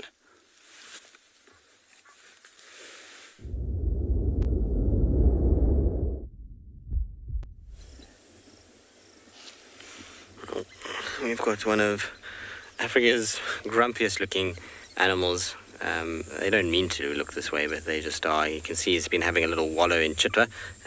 He's got water dripping off his chin and his kind of tummy, He's also looking quite sort of grumpy at the fact that we disturbed his swim. Not that we kind of did anything to get him out of the water, but he's been lying up in there and has decided that he doesn't want to be in the water if we're around. Maybe he'll go back again. He's been hanging around Tswalu Dam for the last few days. I know he was here yesterday, he was here the day before, and the day before that too. Now, a buffalo bull like this is going to be a prime target for any pride of lions. So if the things like, or if Inkahumas or Telematis are to come across a buffalo like this is the best case scenario for them. Lone buffalo bulls, while they are strong and temperamental, pose much less of a threat than a herd. They don't have to worry about others getting involved. And that's possibly why you're seeing that he's a little on the grumpy side. Does he have a little scar on his back end there? Let's have a look quickly. Does, yeah. He's got quite a big scar on both flanks. So I wonder if he wasn't grabbed at some point, but they very weird kind of cuts. Normally when they have wounds from lions grabbing them on the back, you find multiple claw marks, not just one straight line coming down the back like that. But you can see that back right leg is still a little bit sore and stiff. The way he's walking is not that comfortable. Oh, an oxpecker just pooed on his face. Sorry, boy. You can see he's got big white poo on his face. That was from an oxpecker that was in his ear, trying to feed, and it's defecated on him. That's not very pleasant at all. He's definitely walking with a little bit of a limp. I'd imagine, like I said, it's from that wound. It must have been a big one at some point. It's closed up nicely now, though. There doesn't seem to be too much in the way of kind of external damage anymore, but maybe internally there's still something, and it still feels a little bit on the sore side, because he's definitely got a weird kind of walk with that back right leg. It doesn't sort of move as well as it should. Now you might see a little fence post there. That's just the edge of Chitwa camp. So they have a fence around the camp to stop particularly elephants and these guys from getting in. You can imagine it's not an animal you want between the rooms. These guys can be very, very dangerous, particularly at night, because you can't see them very easily at all. You can also see he's got a big wound on his left shoulder. That's not related to hunting. That's from probably filaria flies. They lay their eggs, it causes huge amounts of itching, and they scratch and then they make it raw, and then what happens is the oxpeckers come and peck at that shoulder area or at that wound, because they are after the blood, and they eventually open the wound more and more and more. And so while they're beneficial from removing ticks at some point, they eventually become a pest when they have wounds like this, because of the damage that they do. All right, our buffalo bull doesn't really want anything to do with us anymore. He's walking off, so we're going to carry on. Meantime, let's send you across to andBeyond Phinda.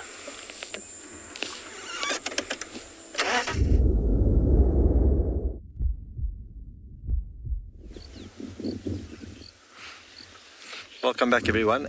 There are a couple of zebra who have just walked past us and have noticed these cheetah. Mom couldn't be bothered, but the youngster is caught between twitching, watching these swallows fly past, and just keeping tabs on the zebra who have now run away. But, yeah, I heard in my ear from our guys at SC freaking out. They were doing exactly that. This little one, not quite sure of what to do. But now the vehicle coming the other way, they're encouraging the zebra to come back towards us, and they're still watching quite contently as to what's going on here with these two that are lying down. It would be interesting to see if that cheetah does get up and move. I don't think it will, because Mom's quite relaxed and just watching.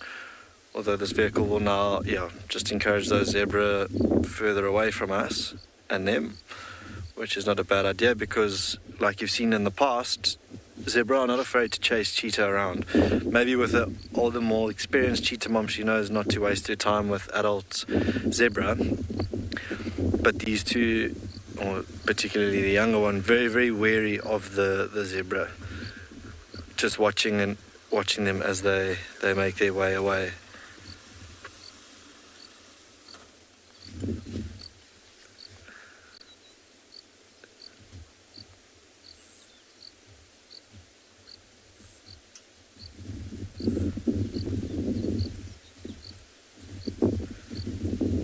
hear a couple of crested barbets calling in the distance.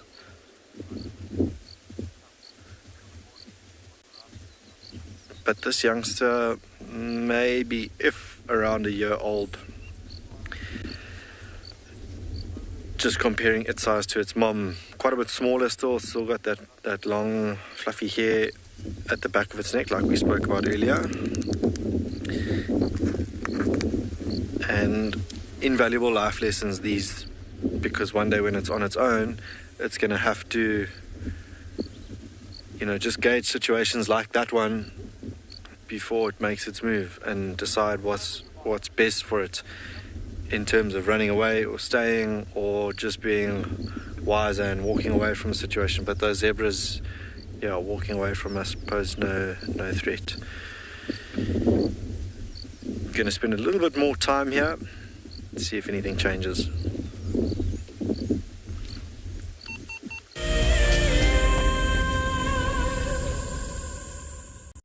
Do you dream of traveling to a far-flung wilderness location where life continues as normal?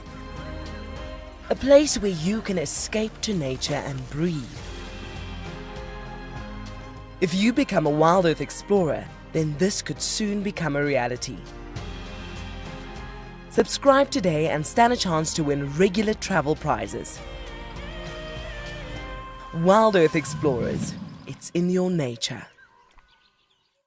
Converging game path will invariably lead you to a water source, but treat all water as suspect. One of my favorite ways of purifying water is to filter out the particulates. And by just filtering it through your sock, you can clear out most of those. You can put water into a snail shell and you can boil it over a fire or using a chemical like chlorine or colloidal silver. My name is Steve, and one of my favorite things at WildEarth is getting questions from you. The type of questions that I really like are those ones that really help us to unpack and understand and really integrate the ecological knowledge and fully appreciate the importance that animals such as these Cape buffalo bring to the ecosystem. If you want to ask a question on WildEarth, you're going to have to register on the website. But once registered, just head on over to the live Safari page and enter your question under the live feed. Guys, just watch what's happening. See, watch the elephants, watch the lions. See, the first ones to run are the cubs. Can you see them? They are right here. I'm not sure how scared you were, but I was quite nervous. But absolutely incredible. Expect the unexpected here on WildEarth daily. Hi, I'm Kyle, and I come to you live every day here from Tswalu Kalahari in South Africa. My favorite bird has to be the social weaver. The enormous nest that they create, their survival tactics to inhabit these harsh and unforgiving environments, and as well as their complex social arrangements is truly remarkable. And the interconnectedness with the ecosystem shows us that we are too. Catch up with the guides daily here on WildEarth.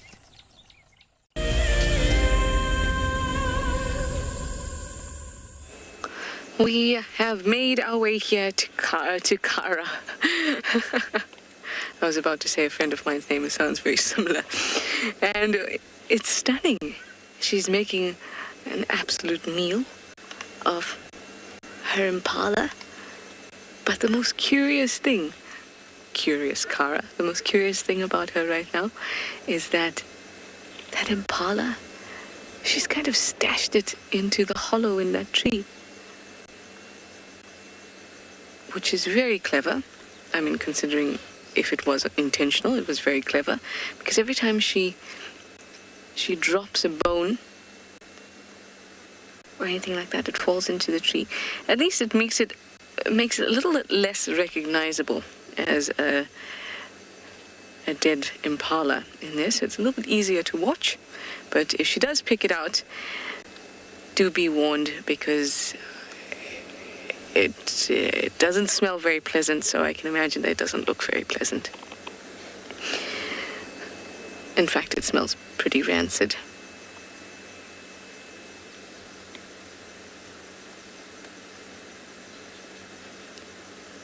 she's making very good work of getting meat off of the legs, which I must say that a lot of the time when we see leopards, listen to that.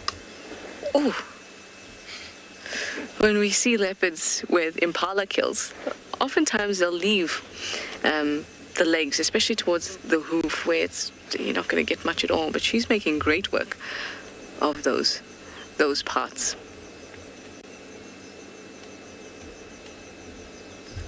I'm glad to see her eating. I think if we had arrived any earlier, she would have been quite flat cat. And I think we've come at just the perfect time. The sun is starting to set, and the light is getting really nice and soft. And starting to cool down.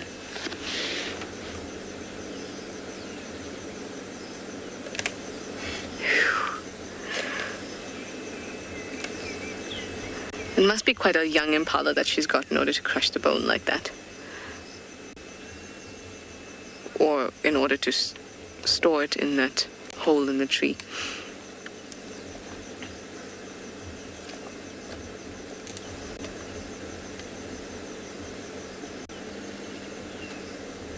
So Kara is about 2 years old now, and she's obviously carving out a nice bit of territory for her. That includes this section of buffelshoek, so that's really nice. Maybe we can expect to see her more often. It's an interesting time in her life.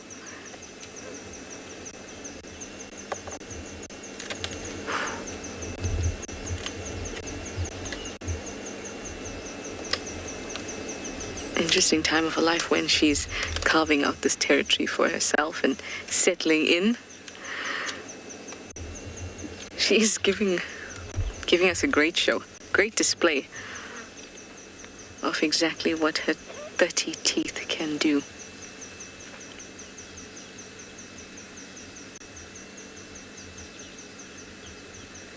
I'm very curious to see what's actually in that hole. Obviously, the impala is there. Oh, look at that. But all I can see is a squashed up bit.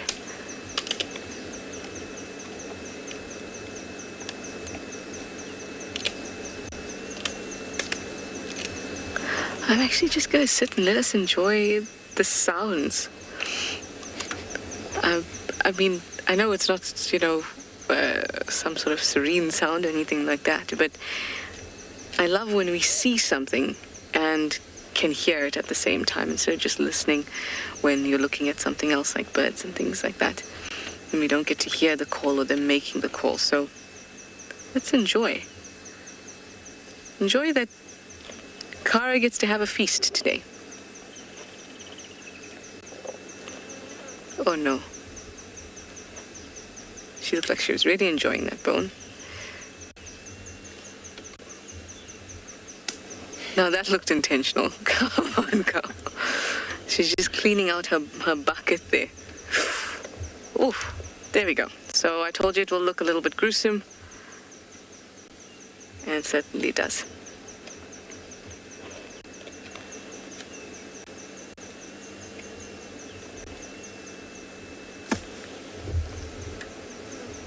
Oh no, she's dropped the whole thing. Here she comes, there she comes.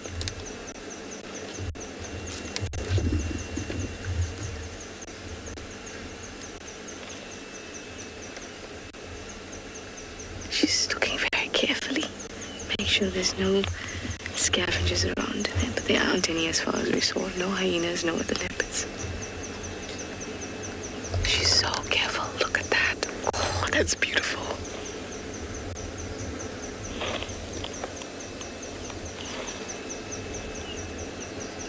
Come on, girl, go get your meal.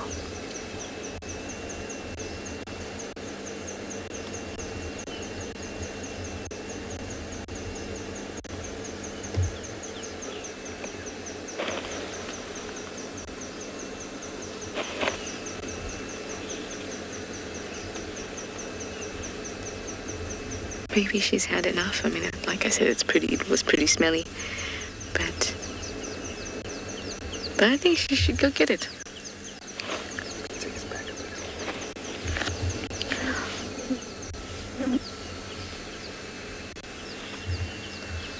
Daniel, you'd like to know if there's parts of a kill a leopard won't eat? There are definitely parts that they won't eat. For example, the hooves. I used to think the horns until I saw Tlalamba swallow a little Impala ram's horn, but it was a little horn. Then also skull, teeth, fur. They won't eat those things.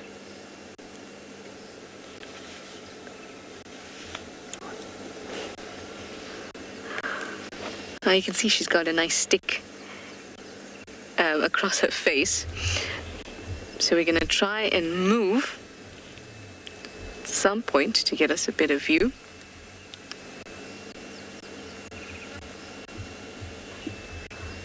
Just not right now because things are a little bit unstable here. So we're just going to wait a little bit.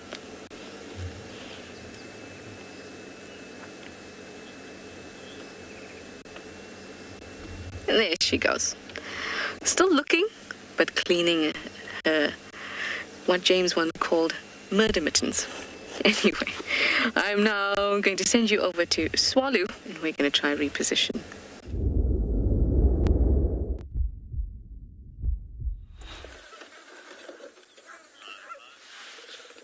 So she's calling them.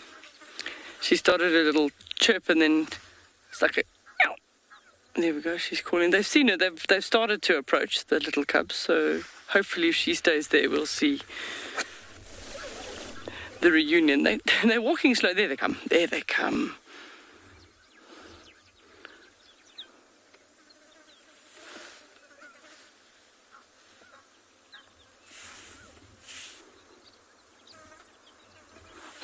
Morgan and I were starting to think she might actually be a poor mother, but we finished our sentence and she sat up and started calling, so here they all come.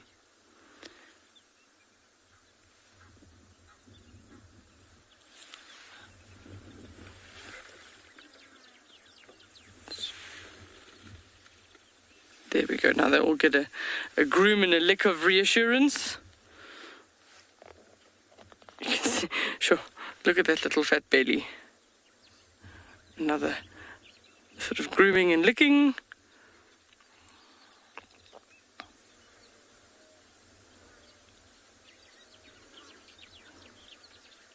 Yay!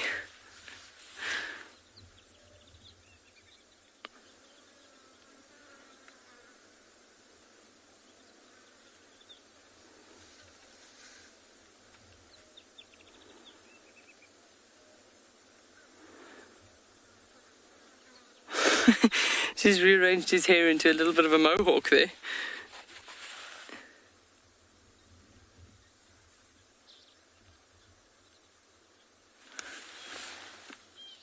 He's got something stuck on his face. I'm not 100% sure what that is. It looks like a one of the grass seeds. There's some grass seeds that are like little burrs that stick quite a bit. And that looks like what he's got there stuck on his almost eyebrow.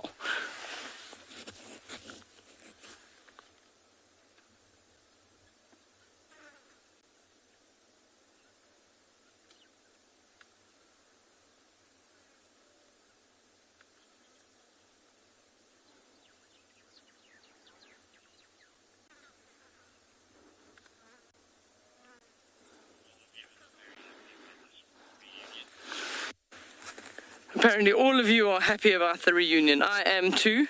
It is always disconcerting to see when they're not with their mother, but I'm glad that she was close by and we were able to show that to you.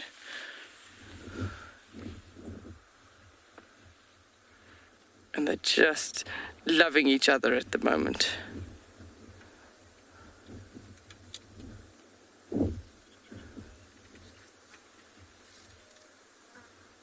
So that grooming is a very, very important thing for them. That's their bonding, but that's also if they've been feeding and there's blood or anything across the faces, that's also just keeping them nice and clean.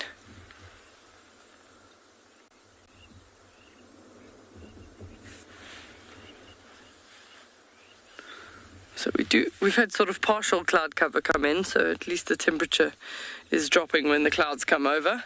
So much nicer for them. I think she's most likely going to, once she's gathered them now, potentially move to go and drink water herself and then take them away from this area. It doesn't look like they're too interested in finishing anything that's left on that kill. They'll just leave it to the jackals and the vultures.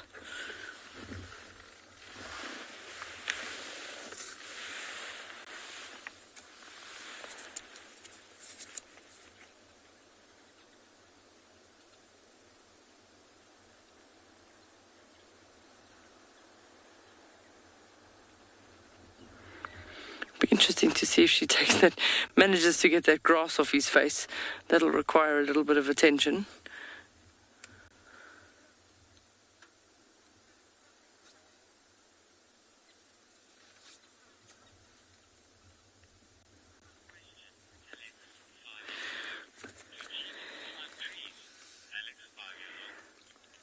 Alex, who is 5 years old, is asking the question, do cheetahs climb trees?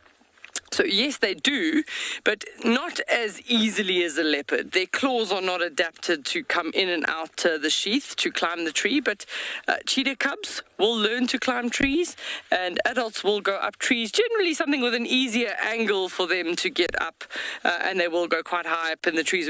We know the males here climb up on top of the sociable weaver's nests and sometimes scent mark on top. Cheetah cubs more often than adults, up and down the trees, and sometimes the females will go up in if it's a vantage point, if they can use it as a vantage point. I haven't seen her climb trees too much, but the cubs certainly, if they're playing, they will climb up and down the trees, and I have seen the males do it a lot more regularly. But they don't, they like to have a tree that's at an angle so that they can climb up and climb down easily. Something with a straight up trunk is a little bit more difficult, and they tend to avoid those types of trees. They don't have grip, sort of like those locking wrists, almost like a leopard does, to gracefully come down a tree.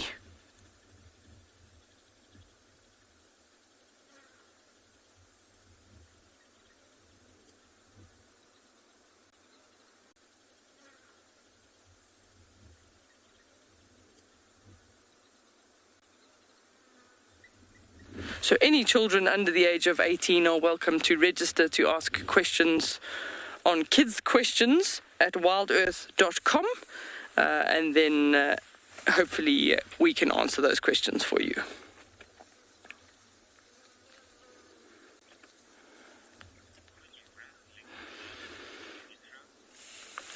We can send you across to Ngala that would like to say hello.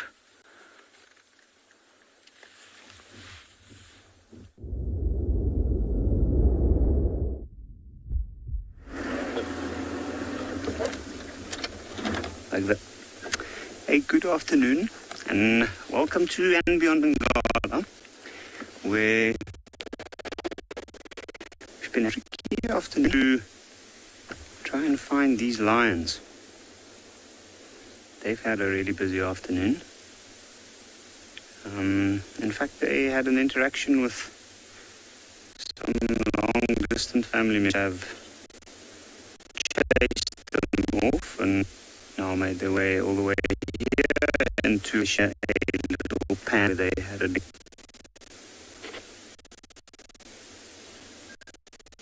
We are quickly going to head over to Trish.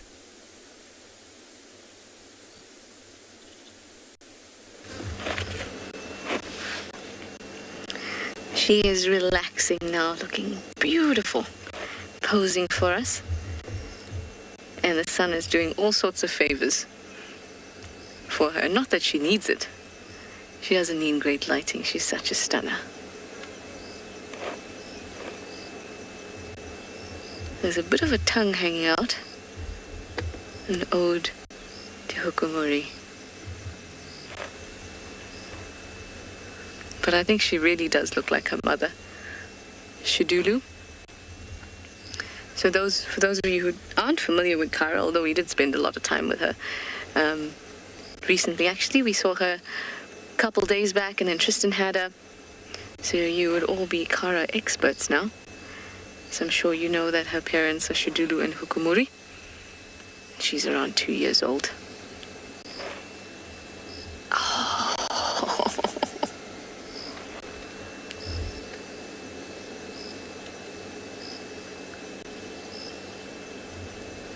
Just listen to the peace. It's so quiet. There's a few buzzings and stridulating of insects happening close by. But other than that, quiet. No other vehicles around. A beautiful moment. Let's just enjoy it.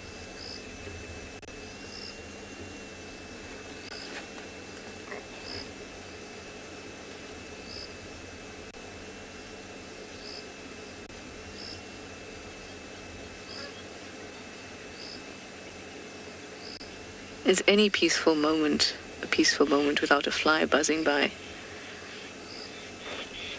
Not in Africa. Have to have a fly. I'm so glad to see that she wasn't fighting off any scavengers. She can really just enjoy this meal, or had enjoyed the meal. The stench is still quite strong. And I think that she's given up on it. She's decided that she's had enough. Oh well, it fell on the floor, but she wasn't that into it anyway at this stage. Oh, some of that pink cloud that we've been seeing for the last couple of days, just starting to tinge the clouds just a tad. I hope that means that we're going to get another spectacular sunset.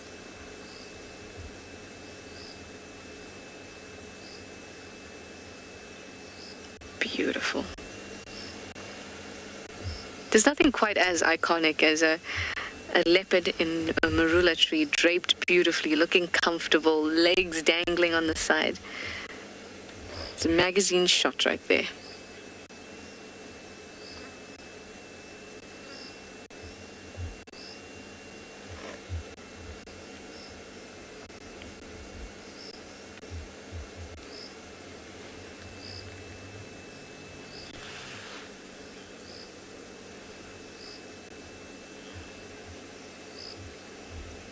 Safari lover, you'd like to know if leopards get hairballs. Certainly. They try their best to pick off the fur before they start eating, and then when they do, it's very, very funny to watch because they just kind of pull with their incisors. Because when you usually see them eating, they're eating with using their carnassials, and the canines not really for eating. The canines are used to grip onto prey and pull them down. But we don't see them using their incisors, those front teeth, too often, except when they try to pull fur. And it gets stuck in their gums and they make all sorts of funny faces. And some of that fur does get consumed, and then they spit it out in a hairball.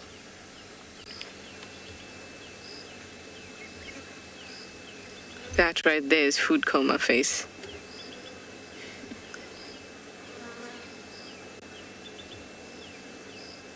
Shame she's got some flies irritating her.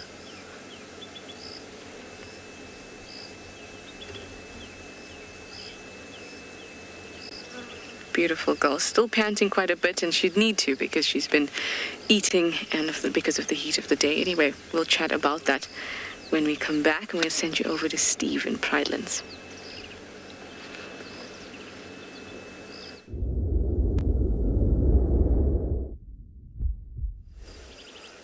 Well, everybody, car is being pestered by flies, and we've found a tree that also seems to attract animals or organisms such as flies. It's a marvelous example of the purple pod terminalia, or the purple pod cluster leaf, in full flower and at the same time in fruit. So we discussed earlier about how the grasses would seed again and trees will fruit again as well. So they've gone into full pod and now they're flowering again. So it's not impossible for them to do so. And the net-veined beetles are loving it. It's very hard to get them on camera, but they're swarming around the tree. And I'm surprised we can't smell it. This tree and the flowers have got a very, very off smell. There we go. There's a little net vein that just flew through. He's hovering. So it's really nice to get an example of this tree in both of its stages, leaf, flower and fruit. A very nice tree to see. It's very commonly found in valley bottoms. It's known to be quite an encroaching species in areas of disturbance. And the very hard seeds are eaten by baboons and parrots. Brown-haired parrots that we find regularly love the seeds of these, and they make a very nice earring as well. You pop them in your ear, a beautiful little purple pod. The shoots and leaves are very edible, eaten by a wide variety of animals, including elephant and kudu, impala, giraffe. And they're well used in areas where they encroach to chop the branches and to actually use it as a brush packing. Because it might encroach in an area of disturbance, it can actually be utilized for the purposes of rehabilitation. A relatively hard wood has been used for building of small huts and pretty useful firewood. Sipho, I'm not familiar with any medicinal purposes of this tree. Been looking around because it is Medicinal Monday tomorrow, so I was hoping to do a tree on this property that doesn't occur on Djuma, that I haven't done before. And this one came to mind very quickly, but I haven't been able to find anything from a human sort of cultural medicinal use. All that we have is the wood. The use of the wood and the plant is edible for animals. So I don't know of anything that it's useful for, but from a human use point of view through the medicine, but it's very well used by insects and birds, mammals. It's a very nice shade tree as well. It binds the soil. And it's a very pretty tree. Very, very pretty tree. It's got leaf for a majority of the year, except for the most dry months. And the pods will stay on the tree also for a very long time.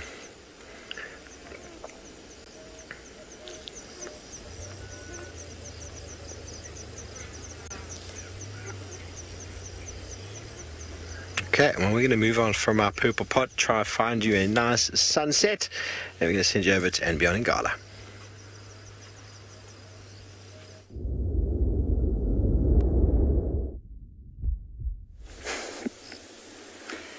Welcome back to andBeyond in Ngala, where we finally managed to get one or two of these animals' heads up.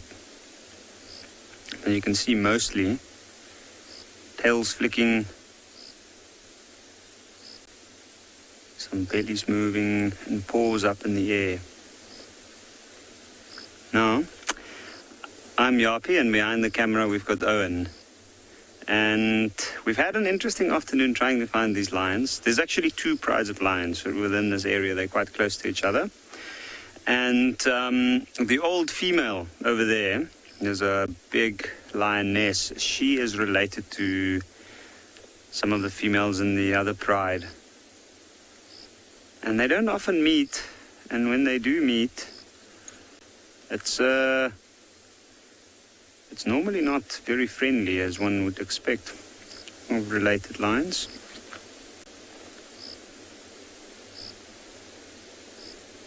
And just have a look at that face.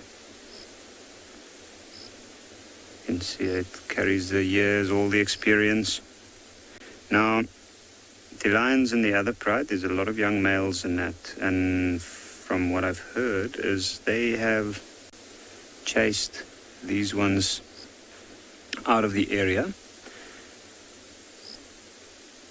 and they come to find this tall grass that's actually on quite a nice cool spot of soil. Like the soil here where the lions are laying looks quite wet, and I think for them it's a little bit more comfortable. Today was very, very hot, quite humid as well. And then you can notice all the movement, and that's because of all the flies and biting insects in this area. But we'll sit here for a little while longer, see if they might get more active. In the meantime, we'll head over to Tswalu.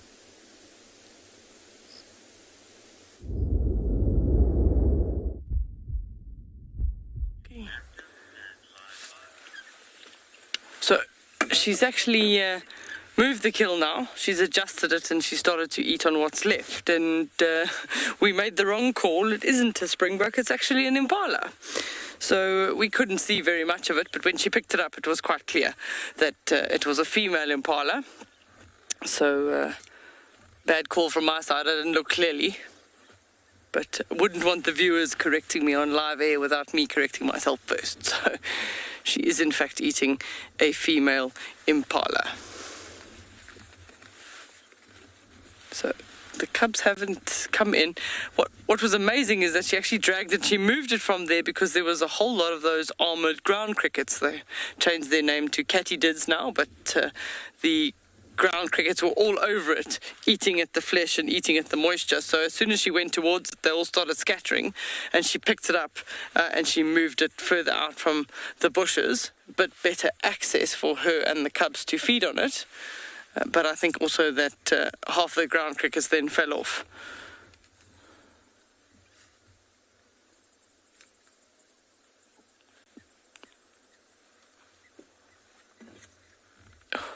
Such a full tummy.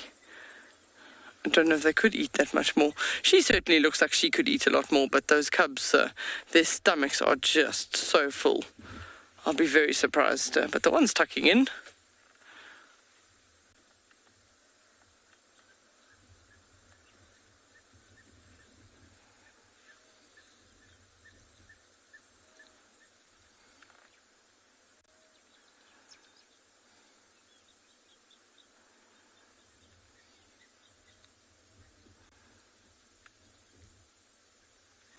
So they'll start pretty much from a month to 6 weeks.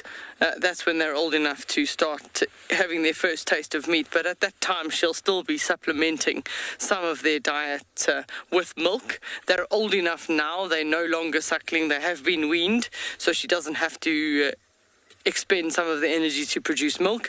All she has to do is keep feeding them. And feeding 4 mouths is quite something, but it's even harder when they continue to grow. Then she's got to feed them quite regularly. So you probably find she's hunting every 2 to 3 days on average in order to get enough food for themselves. They probably on average need about 5 to 7 kilograms of meat per day, but a female impala close on 30 to 40 kilograms at most. So that will provide them food for a few days.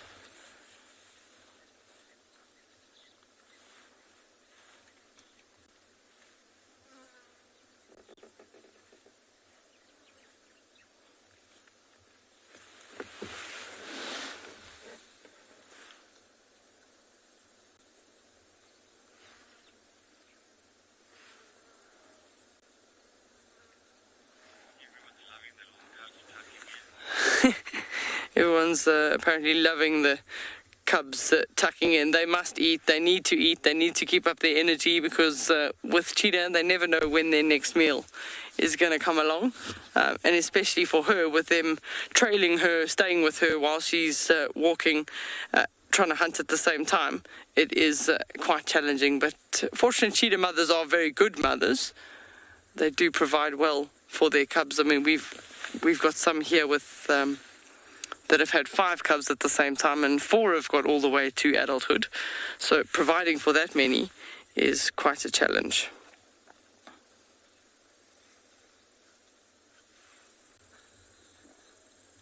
Oh, now there's some growling going on there. Not too much growling. There was a little bit of noises between them to say that's my piece. We're going to move on from here and go and explore and see what else we can find. But we're glad they are reunited.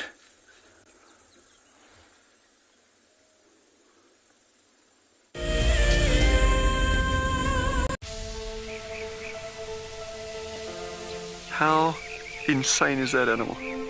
This is out of this world. Fantastic. Good, Mama. Oh, what a way to start off.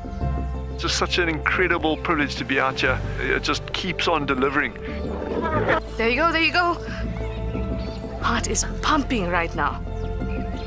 3, 2, 1. You are live, you are live. Look at this, everybody. We've got a live kill.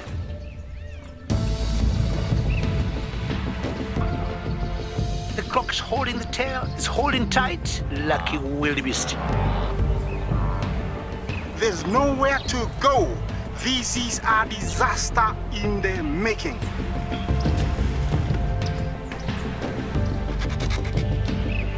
This is the first leucistic zebra I have ever seen in my life. Oh, here comes a lion. Run, little guy. Go on. Something that I have never seen before in my entire life that you are now watching live. My heart is in my mouth, everybody. Look at this. It's gonna make it. It's going, it's going.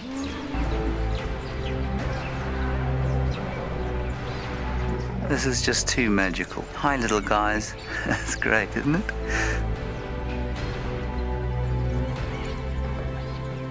Has it just pretended to be dead? That is the coolest thing I've ever seen. Look at that. Scuba Steve has got a friend. You've got a friend in me. It couldn't be a better morning. This is just too special. Oh my goodness, we've got a turtle. How epic is the fact that we're coming to you live from the Chobe River? It's the most incredible feeling to be here. This is live and we're in Rwanda. This is a very, very different adventure, charged with emotion. Look at that little zebra about to be born. There's the head. Oh, you clever mare. Well done. I did not think I would ever face my fears like this.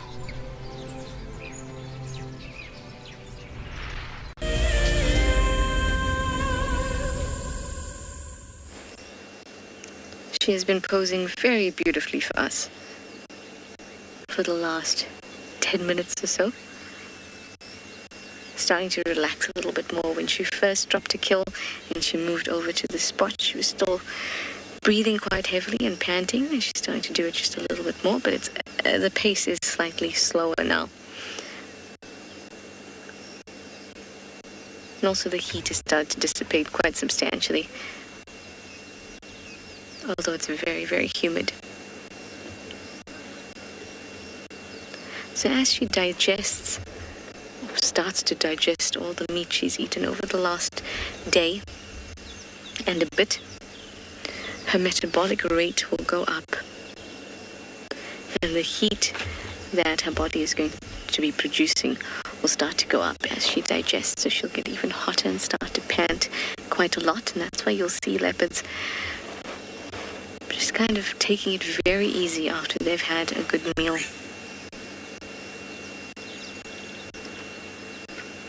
It takes a lot of energy to digest a protein.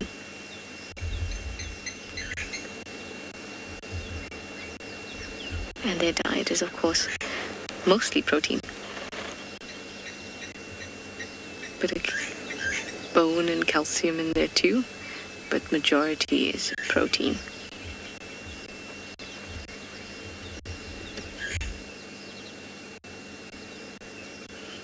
She's so aware of us in every movement we make, every sound we make, but not in an obvious way. She'll just give a little bit of a glance our way, or you'll see her ears twitching in our direction.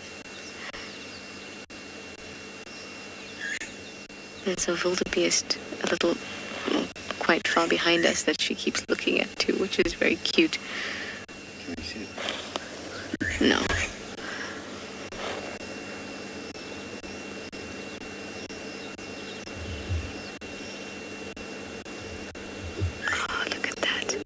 This is how she'll spend the majority of her evening.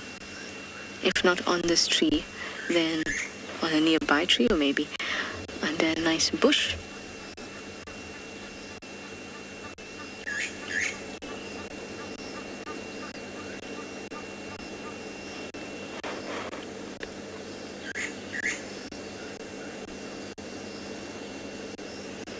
Hi, Katie. That's a really interesting question. You'd like to know if there are any cats that look for the tracks of their prey. No, we're the only animal that tracks visually. But what an animal can do is find generally another one of their own species by sniffing a track,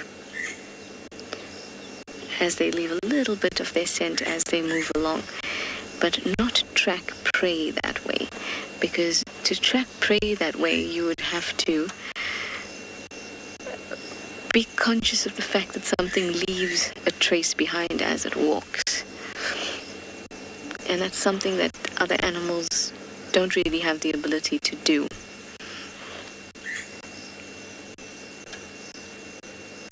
That's one of the things that we consider when we think about intelligence, is being able to predict something and to be able to remember something from the past based on something you see. That takes a lot of intelligence. Majority of animals are working on the right here and right now, the present. They see an animal or a prey species, they smell a prey species, and then they act on that. But in order to see a track and then connect that this track belongs to their prey, and then be able to predict movements based on that track, requires a lot of intelligence that other animals don't have.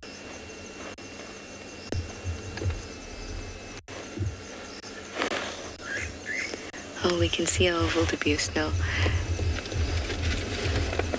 It must be so lovely to be a young leopard. It's curious about everything. Somewhere there.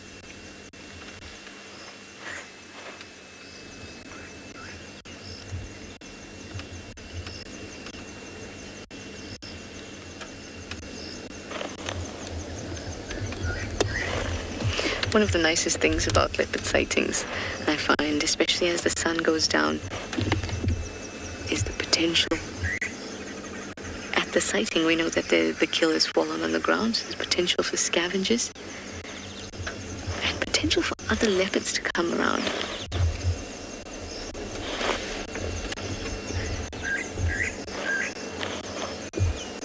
So patience pants are required here. Leopard lady, you'd like to know, how did Kara get that tear on her ear? Well, we should just ask her. Kara, how'd you get that tear on your ear? Looks like it must have been very painful when it happened. But I have no idea how she got that tear. I remember seeing the tear, so I've only had a handful of sightings with Kara. Once when she was a tiny cub, and then once or twice in Simbambili. That's been in the last 5 months or so. And she did have that tear the last time that I saw her. But I have no idea how she got it.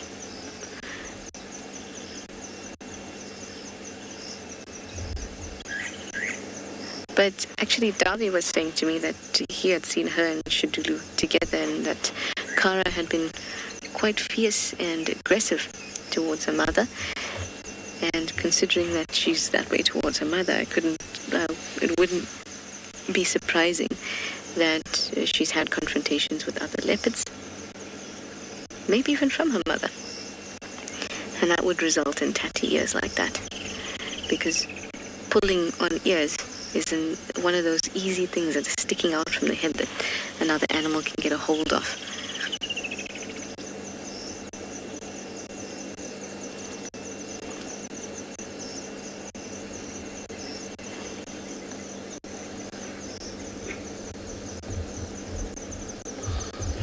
Beach Girl, you'd like to know if she could be starting to carve out a territory? Absolutely.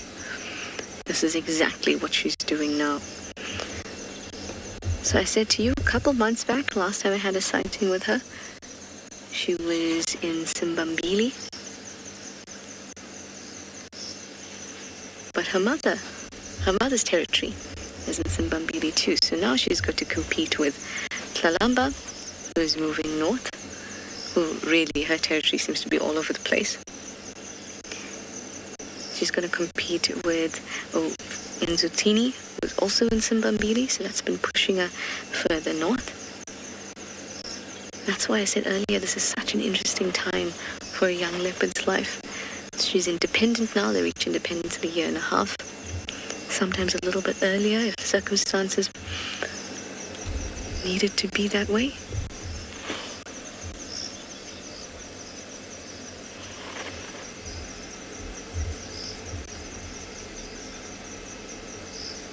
So she'll truly begin to find her space.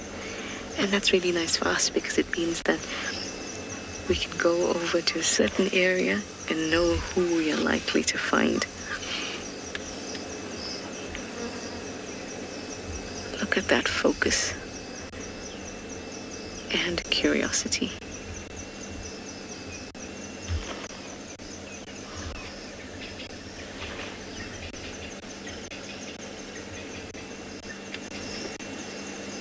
I like when they dip their head lower than their shoulders like that. It really looks like they're so curious about something, but they're also not sure. Just trying to figure it out. Look at that. What is that? That's what that dip down looks like. What is that? Kind of reminds me of when dogs tilt their head in curiosity. Leopards, their heads will be up and then suddenly dip down.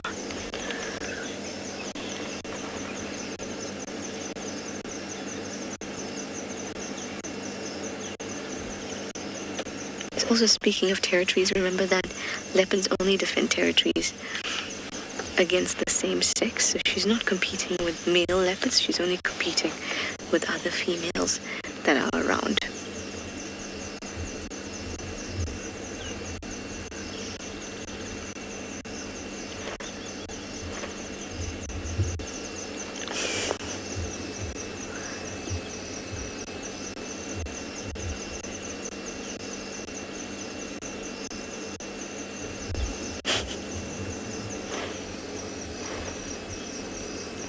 She looks like she's struggling just a little bit with her balance. There goes that head again.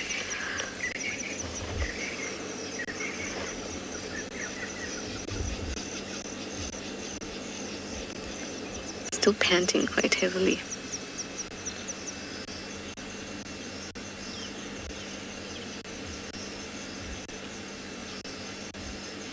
I hope she'll go down to the dam for a drink. And preferably before the sun sets.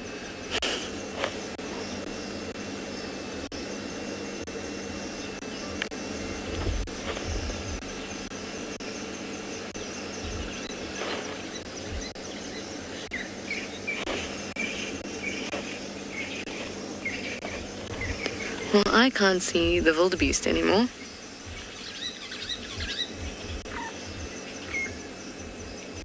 Sam.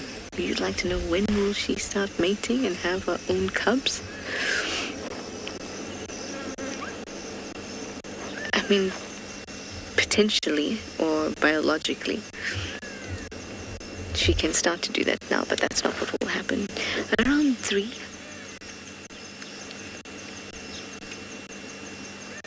to 4, she'll have her first litter.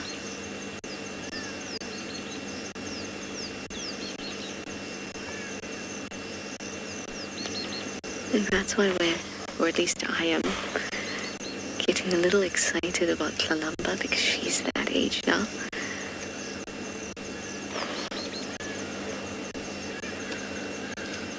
Of course, there's no evidence to suggest that she has been mating or is pregnant, but it's that time. But our girl here still has about a year to go. She first needs to establish the territory, you see, and she's in the process of doing that. If she doesn't establish a territory, other females could easily come in and then could potentially kill her cubs. So she needs to first establish a strong boundary to her territory so that she can safely raise cubs.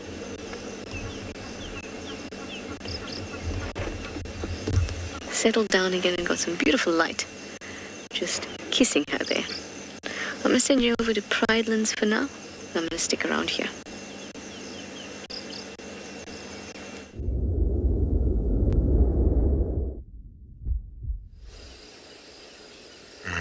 Well, thank you, Trish.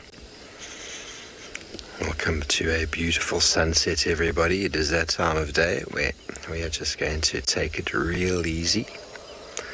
Take a seat, lie down, whatever it is you feel most comfortable doing. Take a deep breath. Just breathe it in. We're going to keep quiet for a moment to allow you to just enjoy this beautiful scene.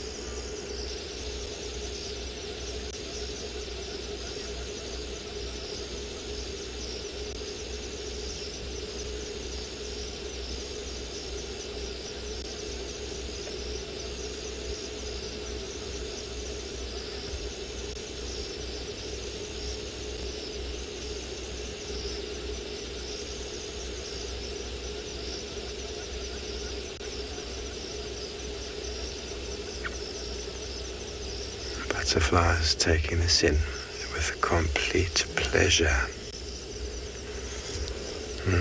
Lisa G, deep breath in. Very peaceful, isn't it, everybody? It is, after all, Sunday. Time to look back on the week past. Some positives, some negatives, perhaps. It's all good, doesn't matter, no judgment. I'm looking forward to a positive week, full of joy, full of abundance, full of love, and blessings to you all as we take another deep breath and send you over to andBeyond in Ngala.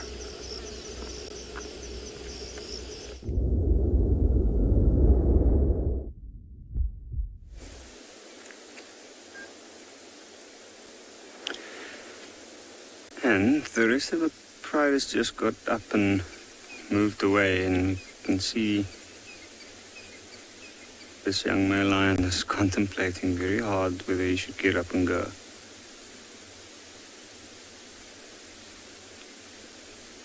He's just carefully watching him. There we go, there's the rest of the pride busy moving. I can hear some of them calling each other, some of the young ones.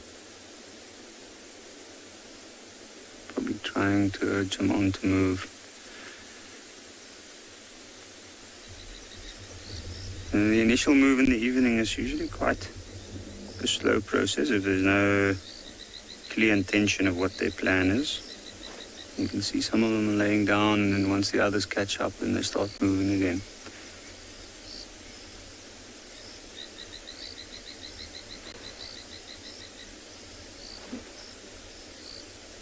The sun's quite low at the moment, so this entire clearing's covered in shade now, and it's cooled down dramatically, and that's what's given them a little bit of more energy.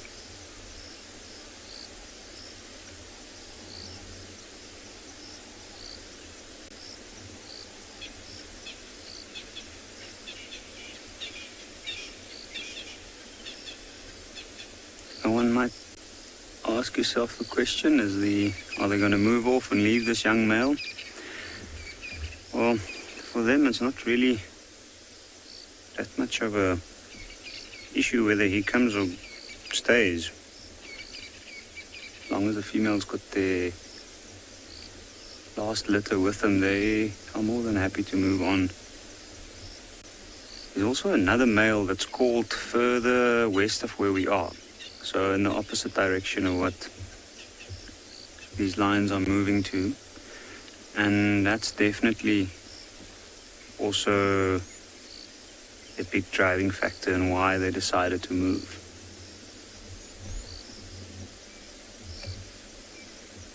The question I'm asking myself is the other male that called part of the pride that chased them earlier, or is it a big male? From what I could hear, I'd say it's a young male. It didn't sound as deep and as long or a prominent a call as what a territorial male lion would do.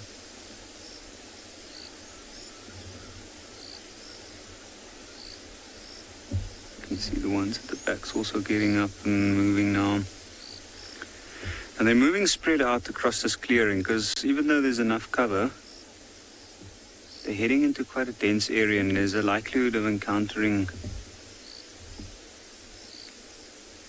animals like impala or even some buffalo bulls in this area.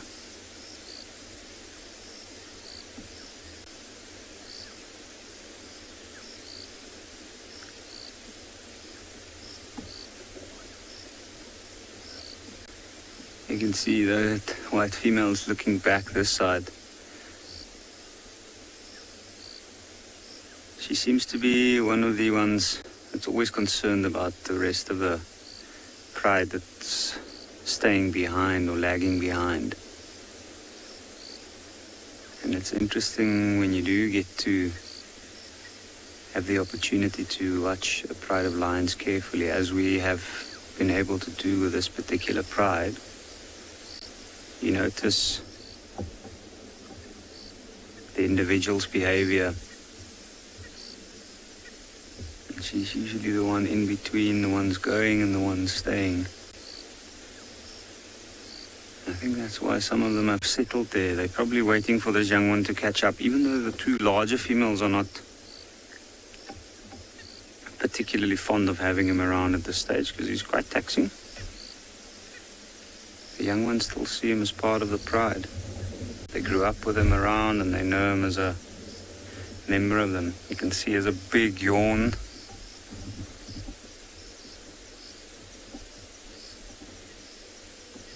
He's noticing the bothering flies more now.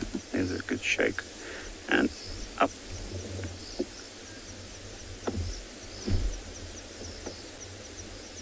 He's grown quite a bit since the last time I saw him, and even though he looks a little bit scrawny, he's not looking too bad. His limp has healed relatively well. I can hear another lion calling in the direction that he's looking.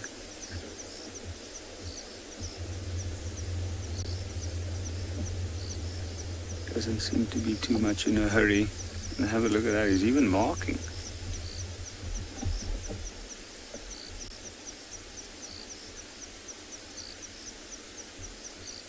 Maybe it's a reaction to the other call. Now the young male that I would expect be the one calling is more or less the same age, or a little bit younger, maybe a year younger than this guy, and there's two of them. And from what I've seen him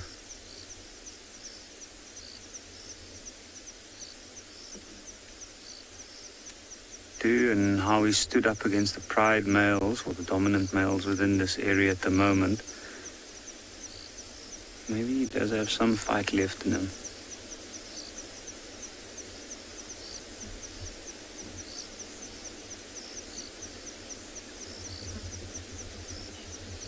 Personally, I'd say he's quite brave. He's been sticking around, even though the odds was against him. He's even had a very bad limp. And unfortunately for him, I don't think it'll ever fully heal.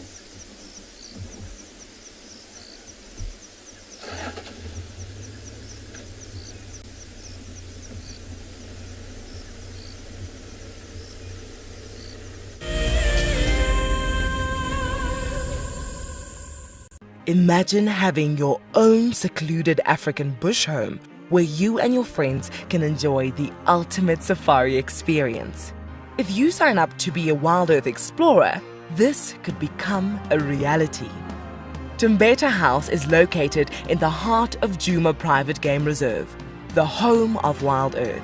You could win a chance to stay at this intimate wilderness retreat, offering you the rare and highly sought-after privilege of your own home in the bush. The prize includes 3 nights for 6 people and includes daily game drives, a chance to see the WildEarth camp, and have dinner with one of our guides.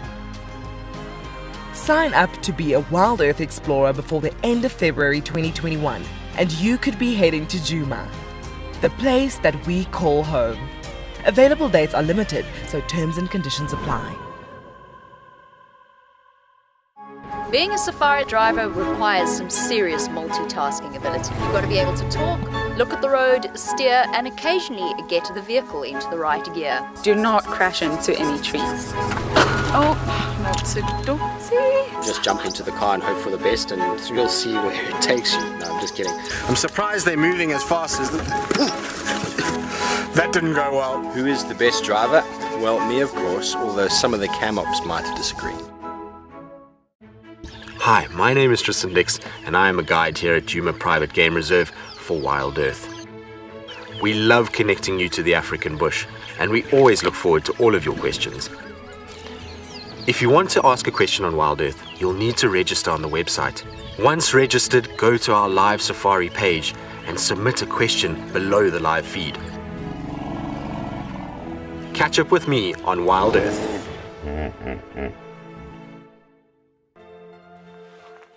Baby pangolin, a baby pangolin.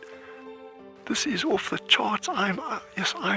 This animal is about from your fingertips to your elbow. That's the total length of this animal. This is unreal. This is unreal. This is unreal.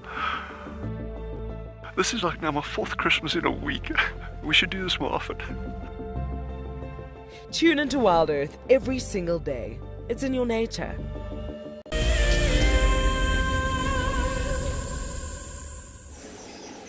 There comes that pink streaming through the clouds. Wow, just love it. The evenings these last couple of days have just been phenomenal. Not just with sightings, but that brilliant pink light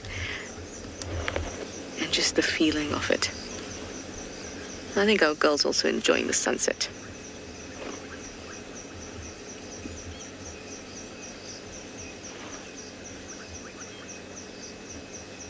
Nice and cool now. She looks comfortable draped over that branch.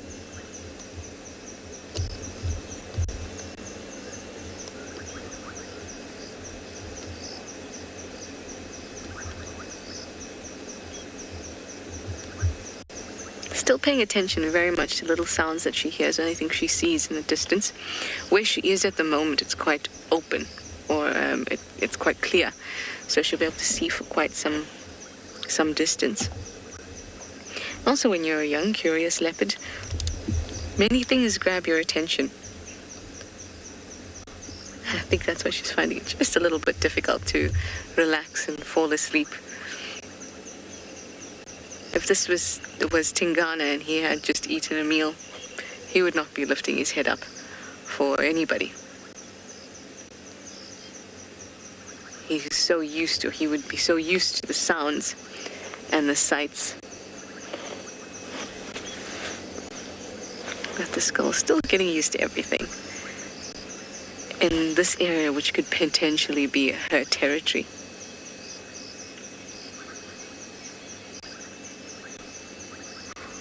Jonathan, you'd like to know how much weight could a fully grown leopard drag up a tree? So this number is a little bit controversial. Some sources, obviously it depends, of course, on the condition of the leopard, but some sources will say half its body weight, especially for a leopard that's not in good condition. And then some sources will even say a leopard's body weight. And then I've even heard quoted its weight times 1.5 times its weight, so even more than its weight that's able to drag up. And that's because of its stocky body. It's got a very strong stocky body and a thick neck to assist them in doing that. But in my experience, it's most likely its weight or just under. At least that's what I've seen. Oh, look at that stretch. Look at that stretch.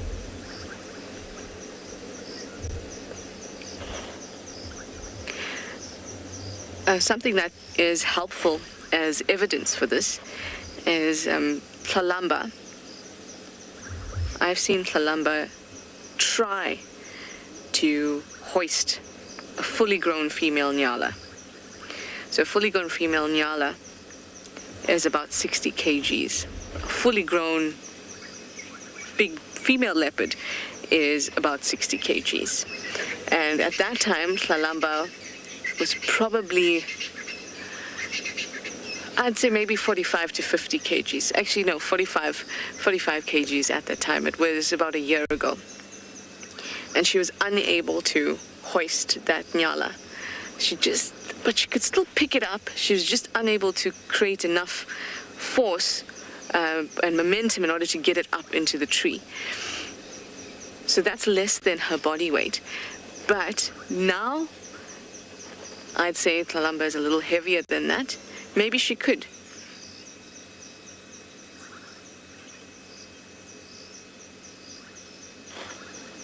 But I haven't seen it.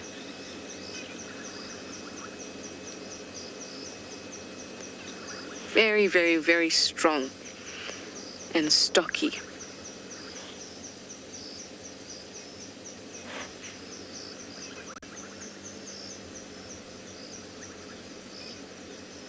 Well, now she's just chilling, not as if she wasn't chilling before. So I'm going to send you over to Steve in Pridelands and see what he's got to show you.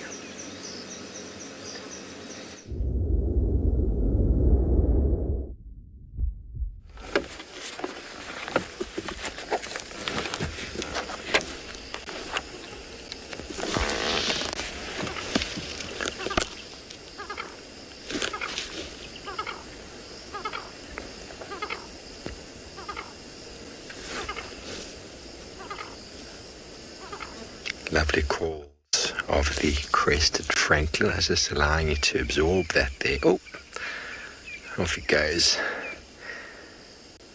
He got a bit spooked and jumped away from us before and then sat on top of this dead tree and was making lots of noise.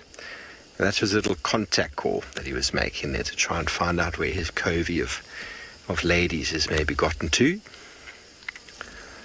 And now, as with all of these birds, fallen down into the long grass and vanished. Okay, well, we're going to head on back up the road here.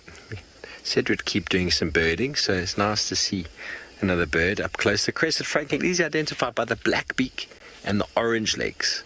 Some people confuse it with the Natal spurfowl, which got an orange beak, orange legs, and doesn't have the same white supercilium on the eye.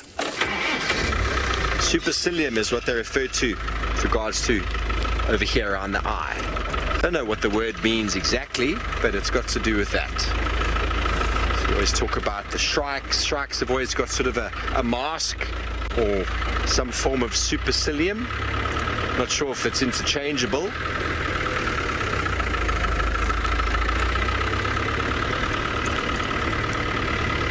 That lovely time of evening where it's really nice and cool. Just going to head up the hill here, really getting a hang of the property now. We have a good idea of where we are getting signal and where we aren't. Seems to, so far, it's been okay, constant. The areas we're not getting has been pretty constantly not getting. So, you know, head on back up towards the north. Go and have a look around Leopard Dam again, because we are going to find a leopard around Leopard Dam, everybody. We're going to. Not as posing as Cara is this evening. I'm trying to remember, Cara, what must be just over 2 now. I think Trish got to in January of last year, the year before, as a cub. Time does fly. So what, she's just 2 and a bit?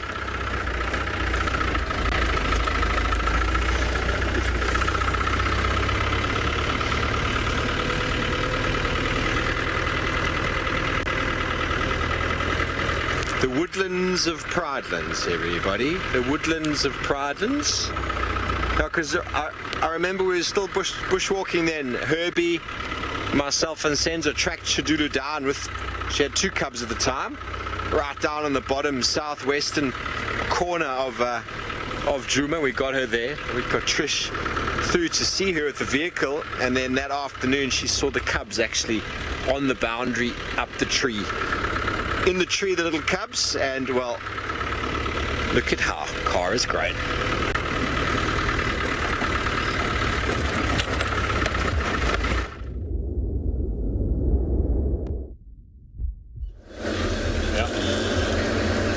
I've just repositioned so we could get a good look at her, because she's gotten up now and looking in an easterly direction. No longer admiring the sunset.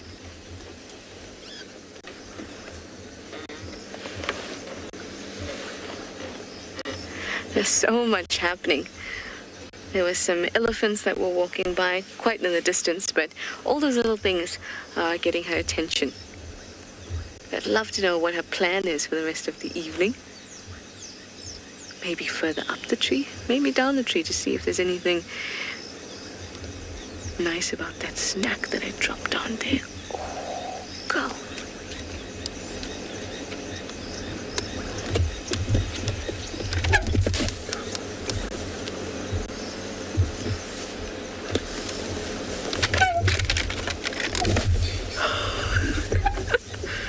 Go. Try again, try again.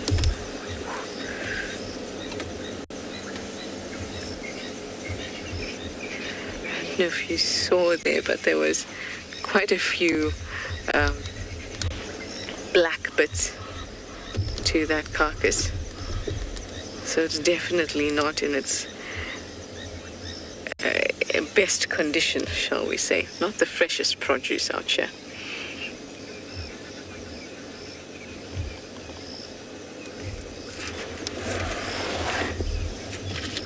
There she goes. What will you do with it? I think she's just surprised that it was still on the ground by the time she went to get it, right? So maybe she's going to go hoist in another tree. Well, I'm going to follow her and find out. I'm going to send you over to Tristan in the meantime.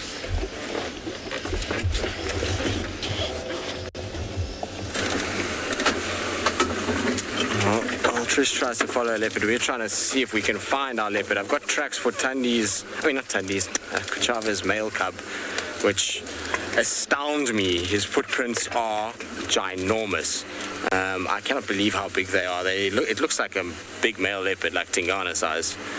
footprints, but it comes right from where she was this morning and where he was last seen, and walks towards this area. But the reason why I've just gone off-road is that there's a smell of something dead right here.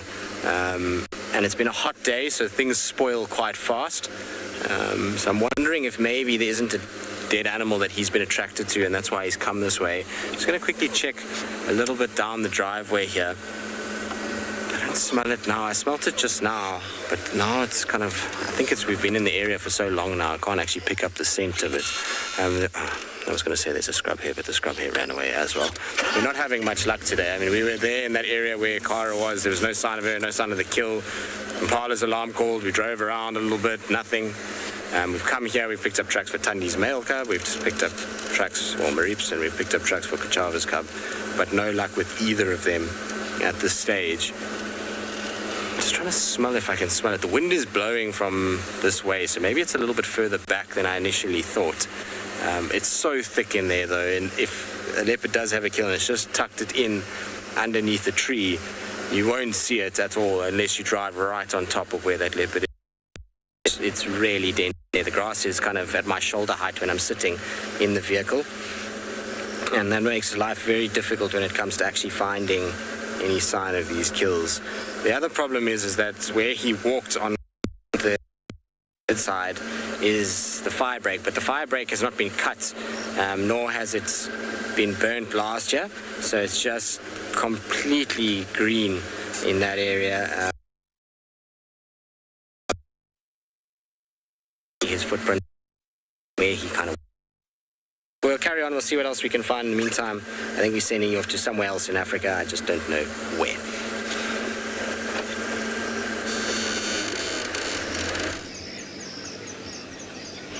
She's now moved over to another marula and is perfectly timed hiding her face behind that branch.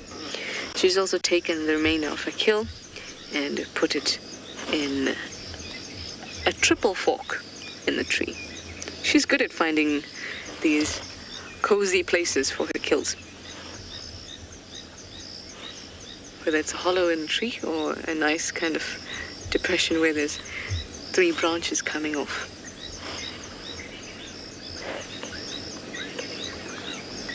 At least we get to see some gorgeous paws. Gorgeous, one may say. No, one probably doesn't say that because it's not English. Gorgeous paws. There we go.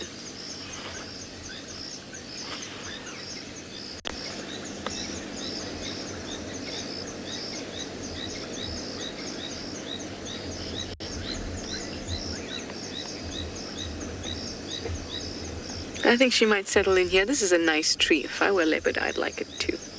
I'm going to send you over to Tswalu while we watch this gull and this gorgeous sunset.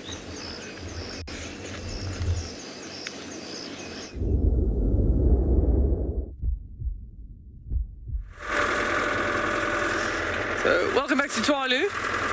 We're just driving around, bumbling as we call it, to see what we can find.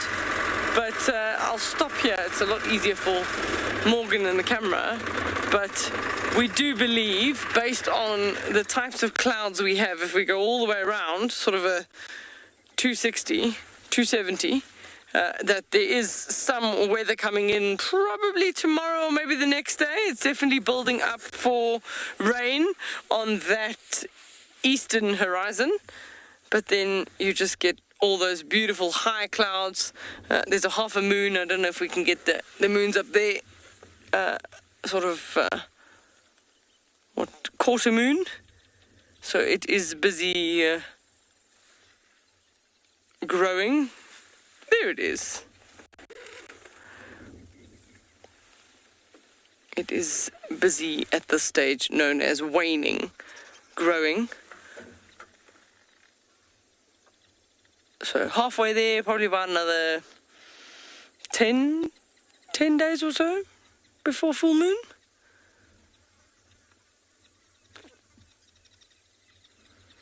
You can actually see how fast those clouds are moving up there. So very strong winds up at the top. You just see the puffy clouds moving. And by looking at what we have, when our sun sets, which is still another 30 minutes away, we should have some really spectacular colours again. Sort of pinks and purples, judging by this cloud cover. There's something down the road, Morgan. I can see something on the right-hand side of the road, right down the road. Maybe it's a bit far for the camera. There are 2 jackals standing in the road. There we go. Nice surprise. A jackal just trotting down the road. So with a slightly cooler weather now, the cooler breeze, they will come out early looking for food. We don't have to worry. The mum cheetah and cubs are far away from these 2, so they're not going to steal any food from those particular cheetah. But they could be on the hunt to find food for themselves. They'll eat quite a lot of rodents, lots of insects, also fruit, and scavenging being one of their main things. But springbok lambs, they're known to take down springbok lambs, and even as a pair can work to take down a springbok as well if they wanted to.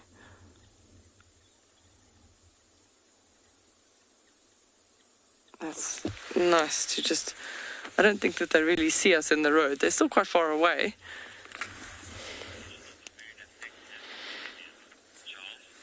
So Charles is asking, how does the condition of the moon affect animal behavior? Well, we tend to find that if it is full moon and it's brighter at night, animals like the male cheetah tend to go hunting. They try using the light of the moon to continue to hunt in the dark, which would be outside of the norm for them. It does also mean that the prey animals can also see better on those full moon nights. It certainly affects the sort of circadian rhythm of animals that they are aware. Coming into the next full moon, I heard Steve was talking about the impalas starting to think about rutting and maybe making their noises. Certainly they are cued by the length of day and night, and often rutting between the 2 full moons going into the winter season. They are trotting towards us. Let me just go forward. They're still in an open clearing. They're far enough away from us. Oh, no, the vehicle doesn't want to let me go forward at all. So, oh, there we go. It's always a gut-wrenching moment when the ignition just goes click, click, click, click, and doesn't want to start. But I think I'm going to put you there, Morgan. This little tree is going to be in the way for a second, but then they're going to trot out past that, right past us in that gorgeous afternoon golden light. Yes, now they've seen us. Starting the vehicle did alert them to our presence. But they definitely seem to be on a mission. Relatively good condition, nice shiny little coats. So the black-backed jackal. We don't get the side-striped jackal here, only the black-backed jackal. Oh.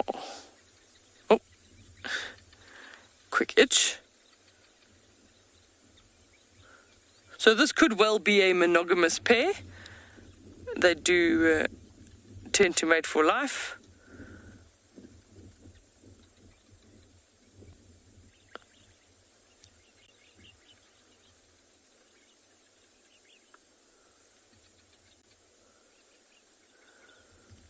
This is unusual. They're normally quite secretive. To see them sort of doing a little bit of grooming and things like that is really nice to see.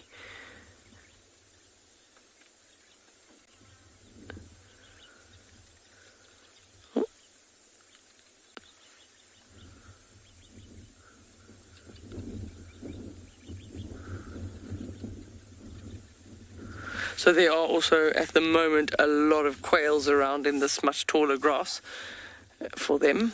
So lots of quails and quail chicks. They are smelling on the wind, but I don't know if they are necessarily smelling anything in particular. But if there was a carcass or there was signs of a fresh meal or a fresh kill, they would certainly be trotting in that direction. They've got an incredible sense of smell, and they can smell that sort of a kill on the wind, and they would go in, approaching, hoping to get their little morsel if one of the predators has moved on.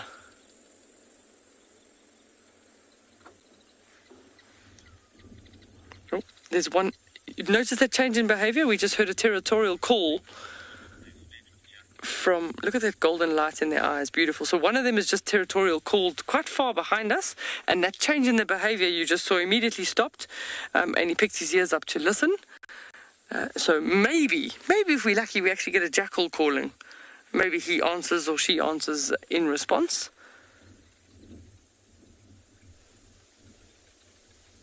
We are quite lucky to spend this amount of time, especially in this golden afternoon light.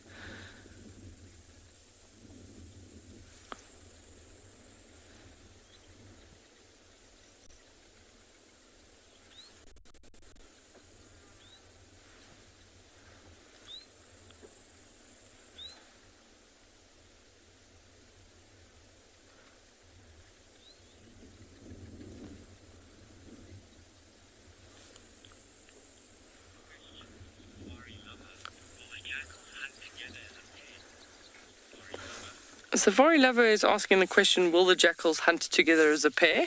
Absolutely. Sometimes one is the distraction and the other one goes in, but I have seen two jackal as a pair harassing a springbuck, where the one sort of nipping at the heels and the other one's keeping the horns at bay, so they work together as a team, and they will pull down prey, so they do certainly work together as a team to pull down prey that's slightly larger. They're going to pop out just behind us. We'll see if we need to move the vehicle. If we don't, we'll stay where we are. They're going to come out. Here they come. They actually almost come closer.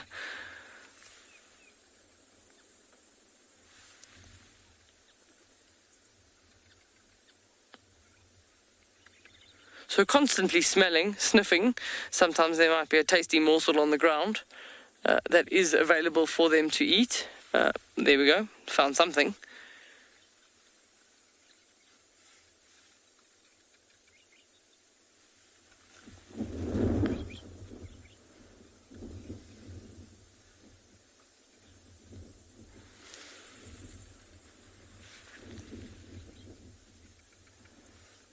Those pretty little pink flowers that you're seeing in the foreground there are known as indigophorus. They're making quite a nice ground cover at the moment. What we do have with these jackals is that they are in a relatively open clearing, because I certainly don't anticipate finding them in the areas where the grass is so thick.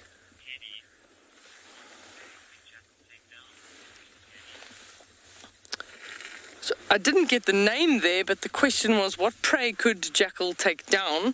So about a springbuck small impala is about their largest, but they can certainly do take down things like guinea fowl and rabbits, little scrub hares. We're going to reverse. They seem to be pretty relaxed with our presence, so we might as well try and keep them on camera. I think, Morgan, maybe just let's turn around completely, because it's much easier to drive forwards than to drive backwards.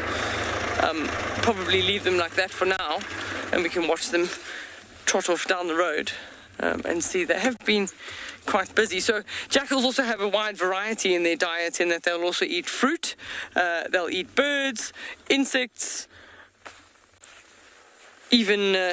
even fruit of the tree called the jackalberry. They'll eat buffalo thorn fruit as well.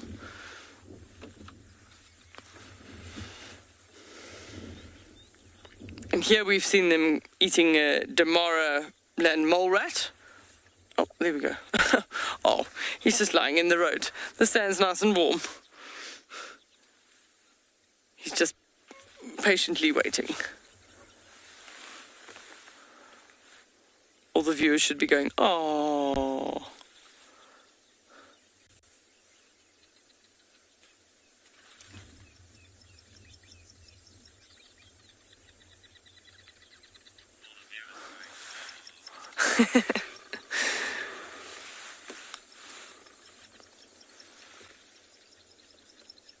Yes, shame. They do tend to get quite a bad rap, the poor jackals, but I like them. I think that they're pretty cunning. They have a purpose. This one's managing to find some kind of a food. I don't know what it's finding, but certainly finding the odd morsel. It's eating it quite quickly, so not fast enough for me to actually see what it's eating, which would be nice, but see what happens there. Maybe also going to just lie down.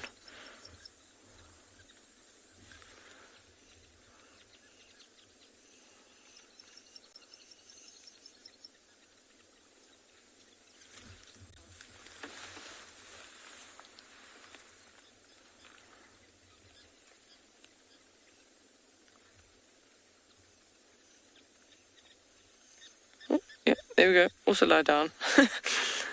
They've trotted far enough. Now it's nap time and then they'll get moving.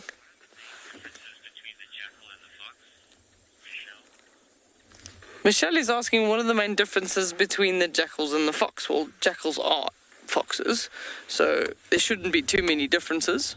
As far as I know, maybe the viewers can help me with that one, but a jackal is pretty much, is like a fox. He's just the African version of a fox.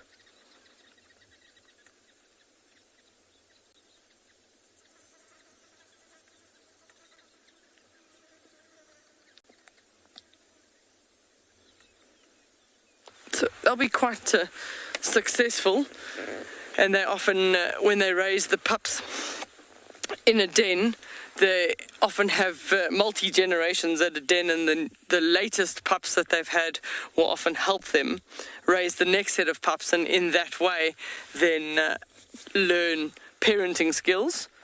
So they are quite good at raising pups. So this pair would be owning some form of a territory around this particular area. It doesn't necessarily have to be a very large territory, but one of the reasons for them calling is to establish who has territory where.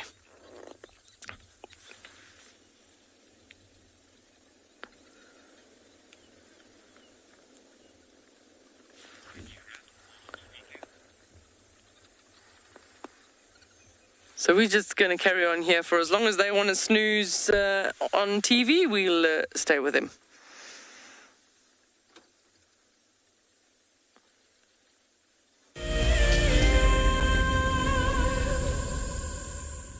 When on safari, there's nothing better than an evening spent under the stars chatting around a fire, with the sounds of the wild all around you.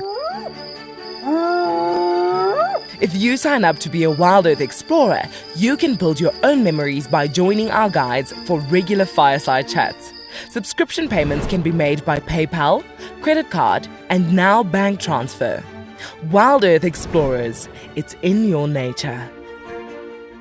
Sometimes love wants to make you sing. And sometimes love wants to make you bow and fan your wings to your bow. For the southern yellow-billed hornbill, these are signs that love is in the air. These birds are destined for a season of monogamy at least. Breeding pairs are in it for the survival of their chicks.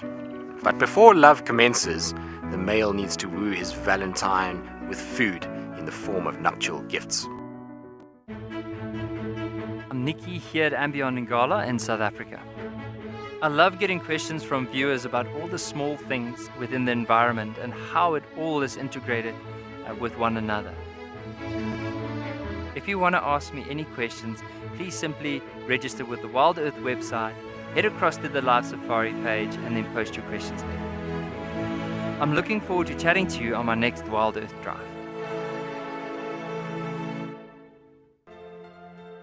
Guys, have a look at what we've got. This is better than my birthday. Look at that. This is the first time that I ever see cubs this small. This is so special. This has officially just become my best sighting of all times. Tune into WildEarth every single day. It's in your nature. My favorite animal is a leopard, purely because I just think they are just the epitome of feline grace and power, and the way they can move about in any environment and remain hidden until they want to be seen, I just find incredibly intoxicating, and they're amazingly beautiful.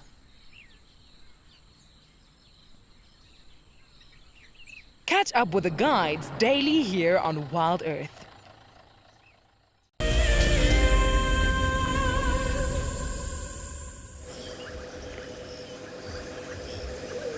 I am so glad I'm sure you all know it, to have found this little guy.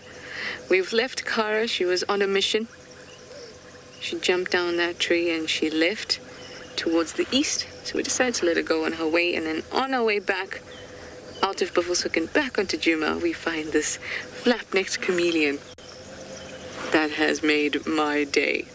I've been looking for a chameleon so much these last few evenings, and finally I found one. It's right near the gate, so it's welcoming everybody who comes in, with its little smiley face on the side too. Now, this is a flap-necked chameleon. It's the only type of chameleon we get here in Djuma, and it's quite a small one. In fact, it's probably the size of a foam nest frog. I'd say with its tail extended, it's only about 15 centimeters. Without the tail extended, just a tiny baby, 8 to 10 centimeters.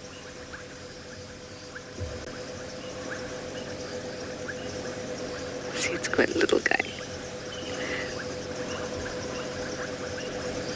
You can hear the bubbling casinos also in the background.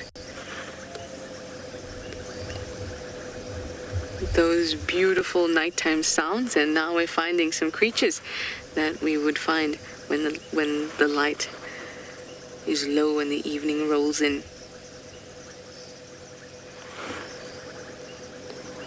And now, after we found this chameleon, we're gonna have to look for owls, bush babies, all those wonderful things we can find in the evenings. Now, I love chameleons. I think it's I can't even say it. One of my favorites. Can't say favorite.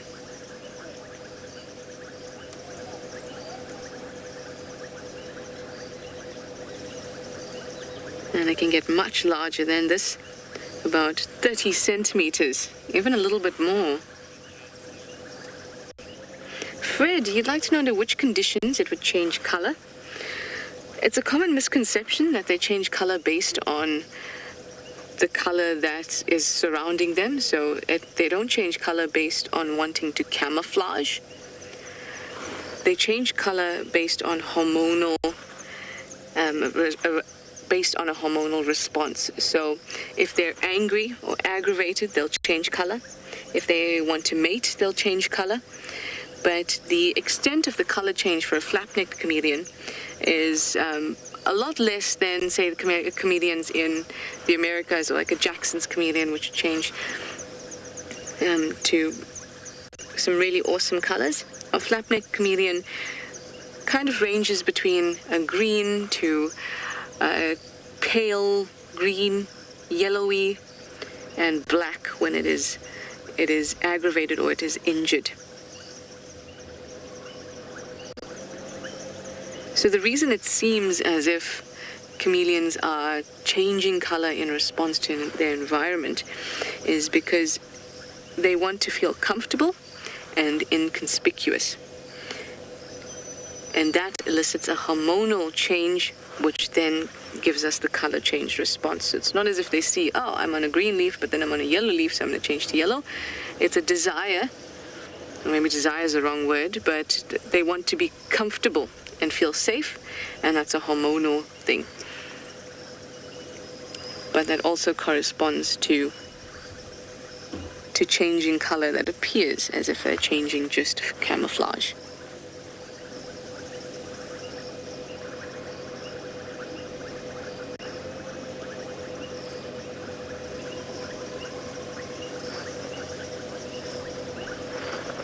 Steve-O, you'd like to know if they're nocturnal? They're not. They're diurnal. And that's why it's easy to find them in the evenings, because during the day they're out foraging, they're moving about, and they camouflage very well. But in the evenings,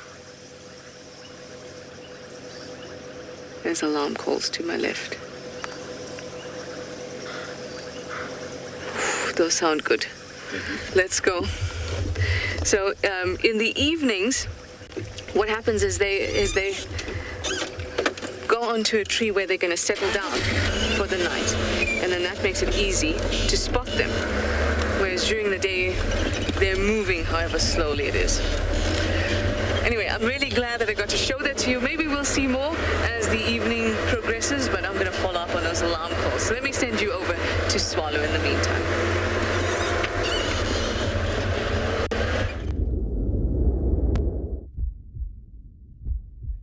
I'm just going to... So look at that. That's the beautiful sun setting over the Kalahari. Really, really stunning colors. Every cloud has a golden yellow lining.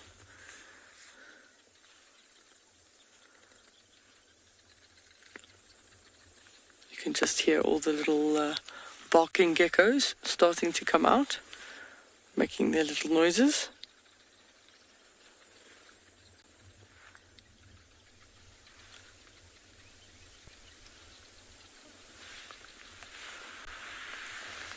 And believe it or not, our two jackals are still fast asleep in the road with us. They've chosen to stay snoozing, moved a little bit, but we'll quickly show you there. Very cooperative two jackals, still having a snooze. Maybe they're also waiting for the sunset.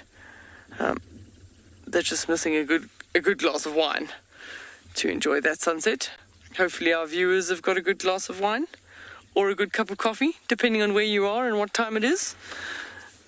But we'll just be silent for a minute or two while we appreciate that.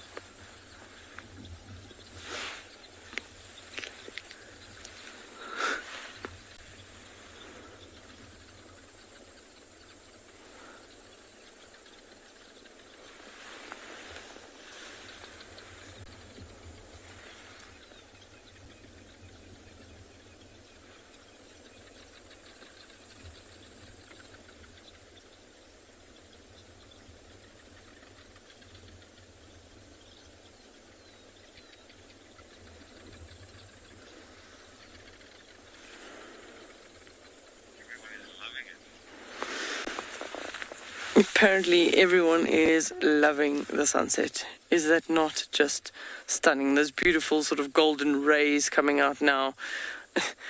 No sunset is the same. And we've been very fortunate when we've got cloud cover on the horizon that we do really get beautiful colors.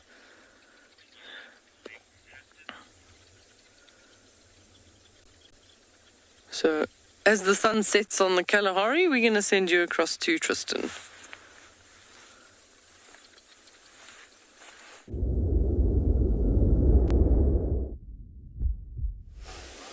So we followed our nose, no, I'm joking, I was going to say to the smell of death, and we found our avoca, but no, it wasn't the case. We just bumbled along the main road, and here he is sitting next to the road.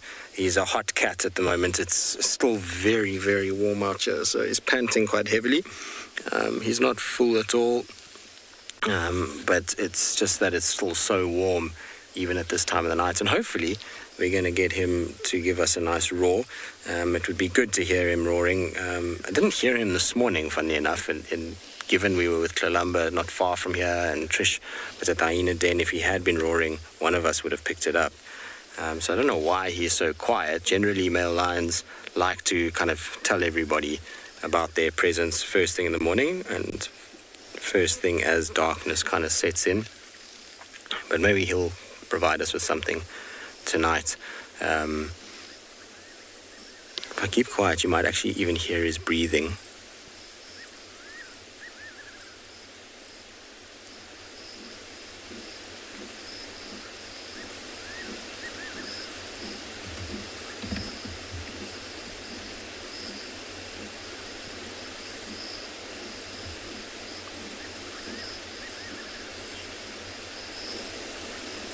I believe you can faintly kind of hear his breathing. For us, it's actually quite loud sitting. He's fairly close to where we are. Flop down. Now, even him flopping down like that is not necessarily indicative of him not going to roar. A lot of the time, male lions do just roar from flat like that. They're not that perturbed by doing it. What's interesting, though, is that we're starting to see a very different sort of movement of the Avoca males at the moment.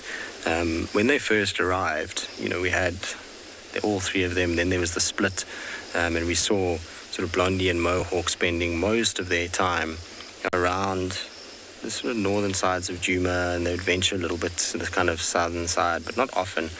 Then eventually they started to shift way more south, and in doing so they dragged the Nkuhumas with them south and west.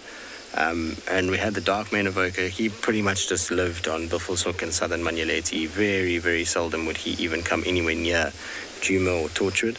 And all of a sudden, in the last little bit, since the Talamatis have kind of been moving southwards a little bit, we're starting to see the dark mane individual moving much further south. I mean, he's going into Arathusa now, into Little Gari, Hoffmans, even as far as Chitwa these days.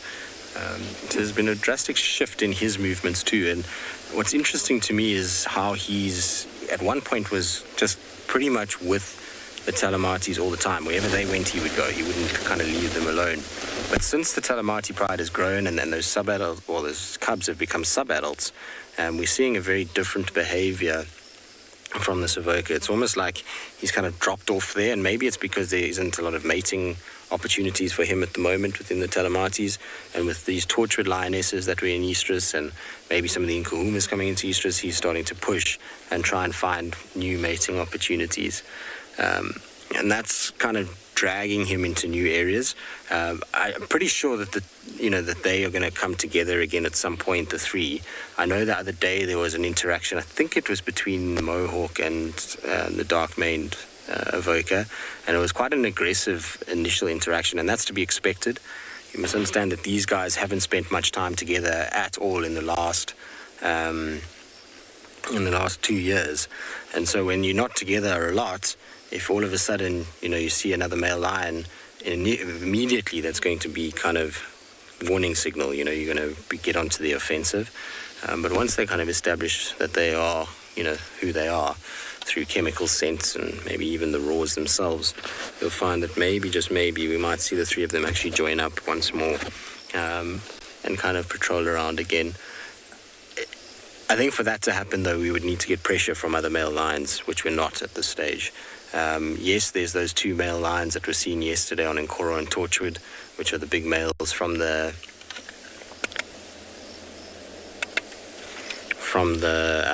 Kruger Park side. They're a little bit shy, those males, but they haven't really made much of an attempt to come further to the west, so they're not really putting pressure on these guys. There is another big male that is to the north of us called the S8 male, and then there's another individual, there's the four that we saw briefly at one point on Djuma. They seem to be settling much further north in Manyeleti, up near the sort of Tswalu area, and that S8 or red road male, he's kind of coming down towards sort of Buffelshoek area. But even then, it's not really pressure, so to speak. If there's a big coalition that starts to come in here, so 4 or 5 individuals, we might see these guys coming back together in order to try and provide a unified force to kind of push them away. If that doesn't happen, an individual like this Avoca who's got the, or in fact 2 of the Avocas that have got these injuries that they carry, and if they're on their own and they come across 4 or 5 young individuals, you're going to find that there's going to be something that's going to...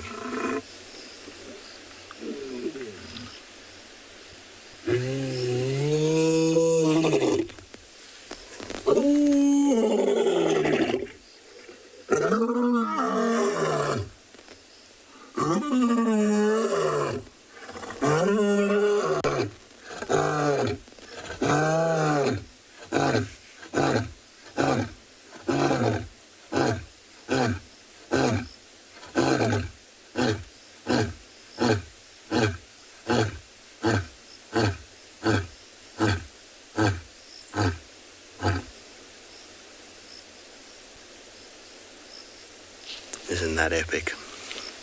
At the distance that we're at, that would have sent reverberations through probably most of your computers/TVs or wherever you may be watching. That was properly loud next to us.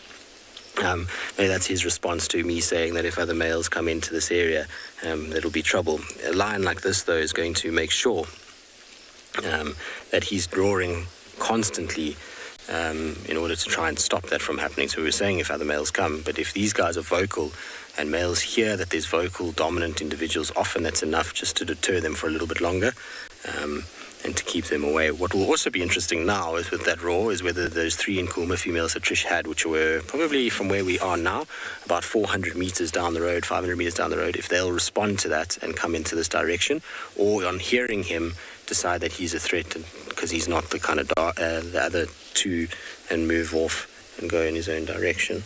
It will be interesting to see what their response is. They haven't called back, and there's no response from any other lions that I can hear. Wasn't that cool, though? Been a long time since I've had a male lion roar next to me like that.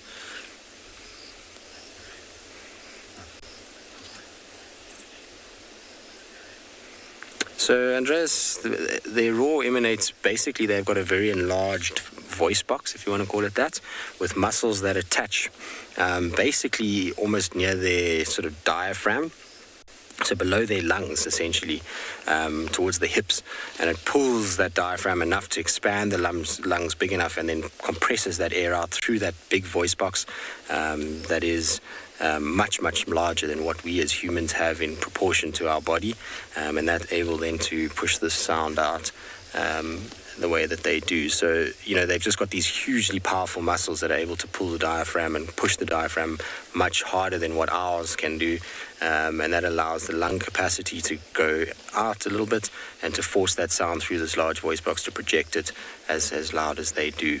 It's a pretty incredible sound when you kind of hear it. Something that you'll always live with when you have that, particularly when it's as close as this. And it's unbelievable when you hear them at this proximity, because you just kind of you realize just how loud it actually is. And I told you that he'd roar from sitting down. It's not uncommon for these guys to do so. I'm sure he's going to draw again. I doubt that will be the last of his roars this evening. They generally, once they start, they roar pretty constantly for a good sort of half an hour, 45 minutes, and then they start to patrol from there.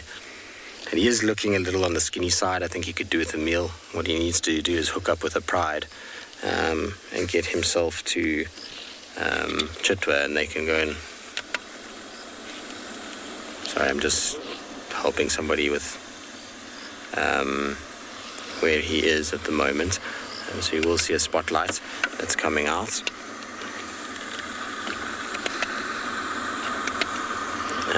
So while we sit here and just make sure that these guys don't go the wrong way around this line, let's send you back across to Tswalu.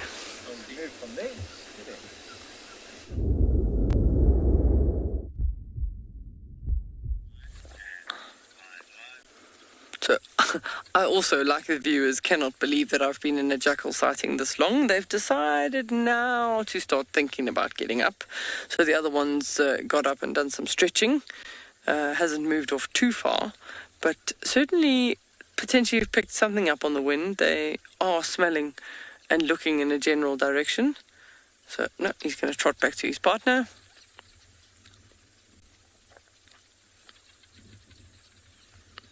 She's still, nope, I'm snoozing still. So she was alert, she was awake. And nothing yet. So for them, they'll be active from now right up until the early hours of the morning, seeing what they can find with regards to food.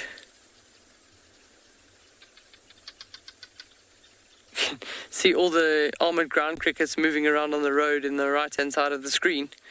They'll all be moving up into slightly higher areas. They tend to climb the trees and the bushes at night just to get slightly off the ground. They don't really like the cold, So they do try and go slightly higher up where it's potentially a little bit warmer.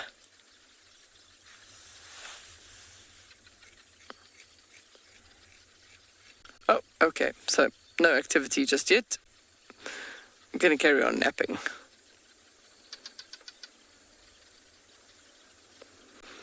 So if I have a look at the two of them, the one on the left looks slightly larger than the one on the right. So I would say that the one on the left is the male, and then the one on the right would be the female. Such beautiful coats, really, really pretty coats, and quite thick hair as well.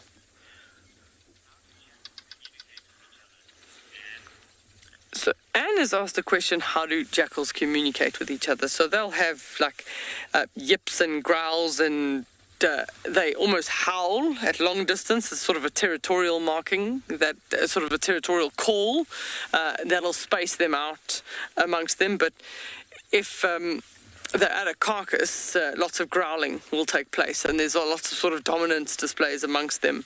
If there's a few jackals at a carcass, it's whoever's the highest ranking tends to get the food and chases the others away.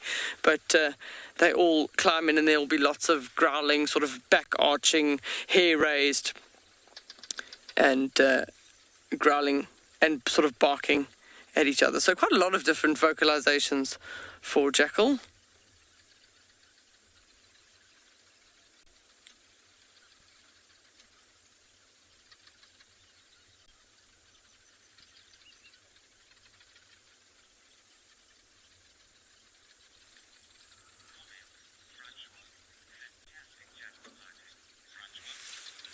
Francois' comment is a fantastic jackal sighting. I can't believe how lucky we are to have seen them trot down the road towards us and have spent this length of time with them, and them to be this relaxed, just lying and doing their own thing around a vehicle is quite unique. I certainly, in all my time, have never had jackal for this length of time. It's normally a quick flash, and they're such busy little creatures. They're always on the trot, so difficult to stick with them. And the only other time you see them sort of stationary or lying around is if you are present at a kill that they're busy feeding at this point. But they're just catching some nice snooze. So the sun has gone down now. The temperature will start dropping and changing, and they will most likely start thinking to get up and moving, start trotting, staying a little bit warmer as they go. I haven't heard any others calling, so they haven't had the need to feel that they need to respond to a territorial caller. It would be nice if we could get that. But we're going to send you across to Trish at the moment, and we'll probably stay with them for as long as they want to stick around.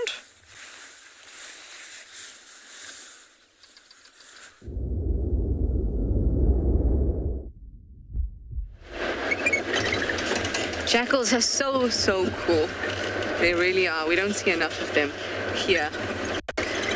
Well, we tried following up on those alarm calls, but could not see a thing. Not a thing. But it was also in the area where we had previously seen that young skittish male that Tristan might have told you about. And if it was him, it was very unlikely that we were going to see him anyway. But it's always a good thing to follow up on them. Unfortunately, with the length of the grass, it was not possible to find a leopard. But we're now heading towards quarantine. We were kind of all the way by the gate on Triple M. So we're now heading towards quarantine. Maybe there'll be a leopard over there. They all seem to show up in the evenings around that space, and that's because all the herds of impala around there.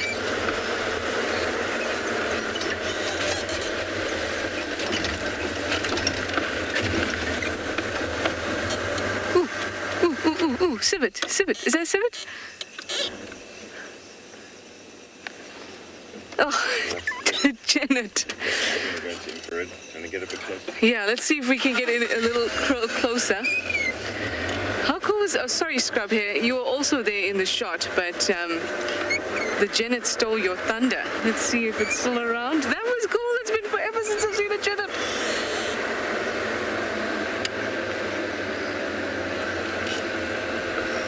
Oh, it's just jumped into there.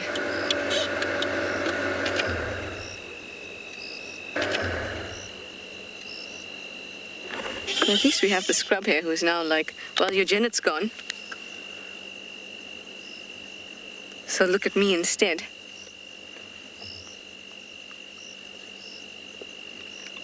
Hi, Scrub here. Nice to see you. Let me put that off. Wow, we've really seen some good. I hope that you saw at least the tail of that Genet as it strutted its stuff into the bush. I'm so hoping it was a civet. I've seen the civet once around the room. It came so close to me. It didn't even realize I was there because I was just watching it in the darkness and it made no noise at all. And I was hoping it was a civet, but civets are a little bigger than a Genet. Those Genets are surprisingly small. So we've seen a chameleon, a Genet, or at least the tail of a Genet, and a Scrub here for the evening. What else could the evening hold? I don't know. All I know is I smell potential in the air.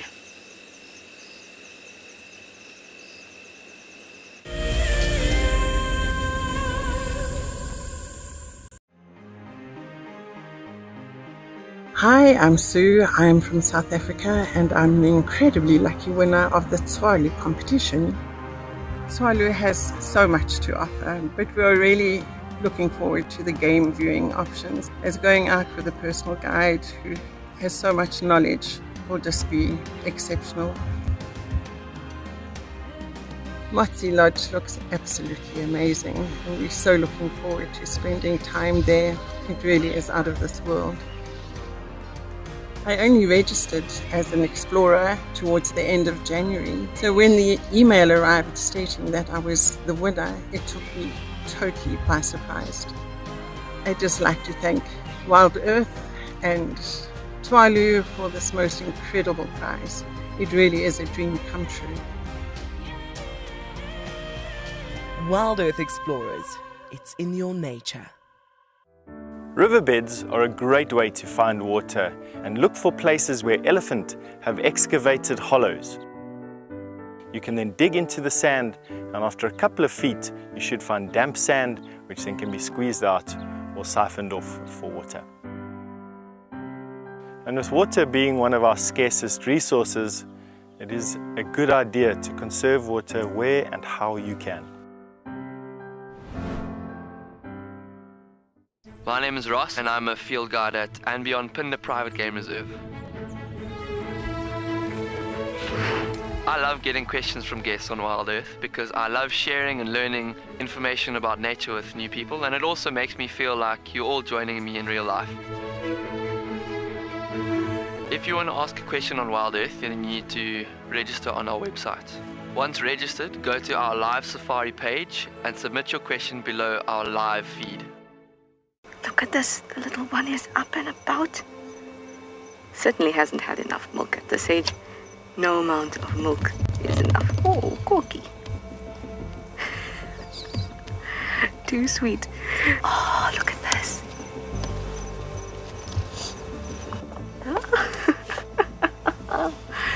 That is stunning.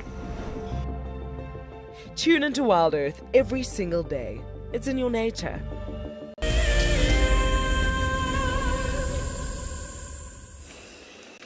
We have a last-minute Kalamba to end the show. That's cool. Quarantine delivers. I mean, we're on Western quarantine at the moment. Nice. Let's just look, see if we can find a leopard. And there she was, on cue. Let's just turn these off. There we go. I just want to see where she turns so then we can get a nice view of the front of her. instead of this traveling view.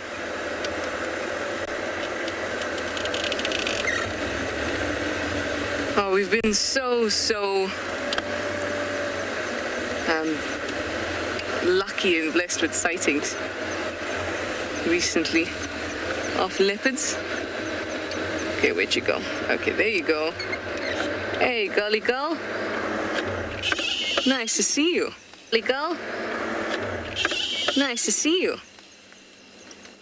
A little present for us.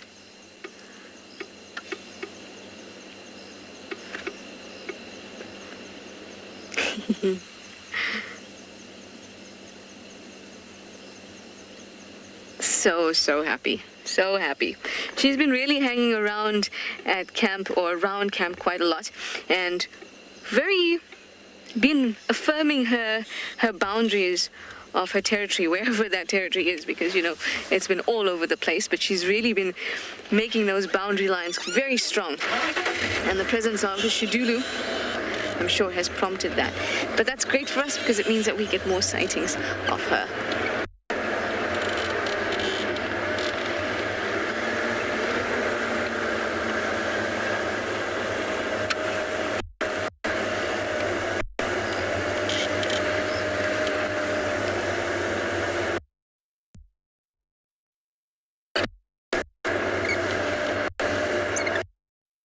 One of these lights on so I can at least drive. Side light. Any artificial light in the girl. Watch her for a bit.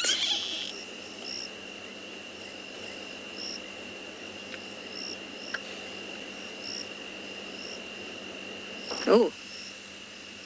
She did a bit of a low walk there. Something of interest she's seen. When they do that. Oh, we can't see what it is she's seen because it is thick and dark there. But clearly it's very interesting. Last bits of Tlalamba bottom and tail. Let's move a little bit forward.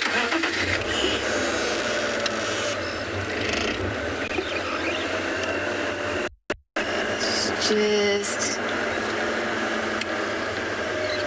darted in. In this general area, but she's gone inside. Well, I hope that means that she's going to be successful tonight with some hunting. Wouldn't that be awesome? I hope that she will be. And obviously, if she hunts in this area and it's an antelope and not a scrub hare, because she does like those little things too, then if there is a nice big antelope, she's going to hoist it. She's going to settle down here, so we're going to have her for the morning. That would be great. Anyway, I'm so happy that we managed to see leopards, cheetahs, jackals, lions, chameleons today. And I'm winding down because it's that time. So thank you for your questions and comments, everyone. We'll see you in the morning.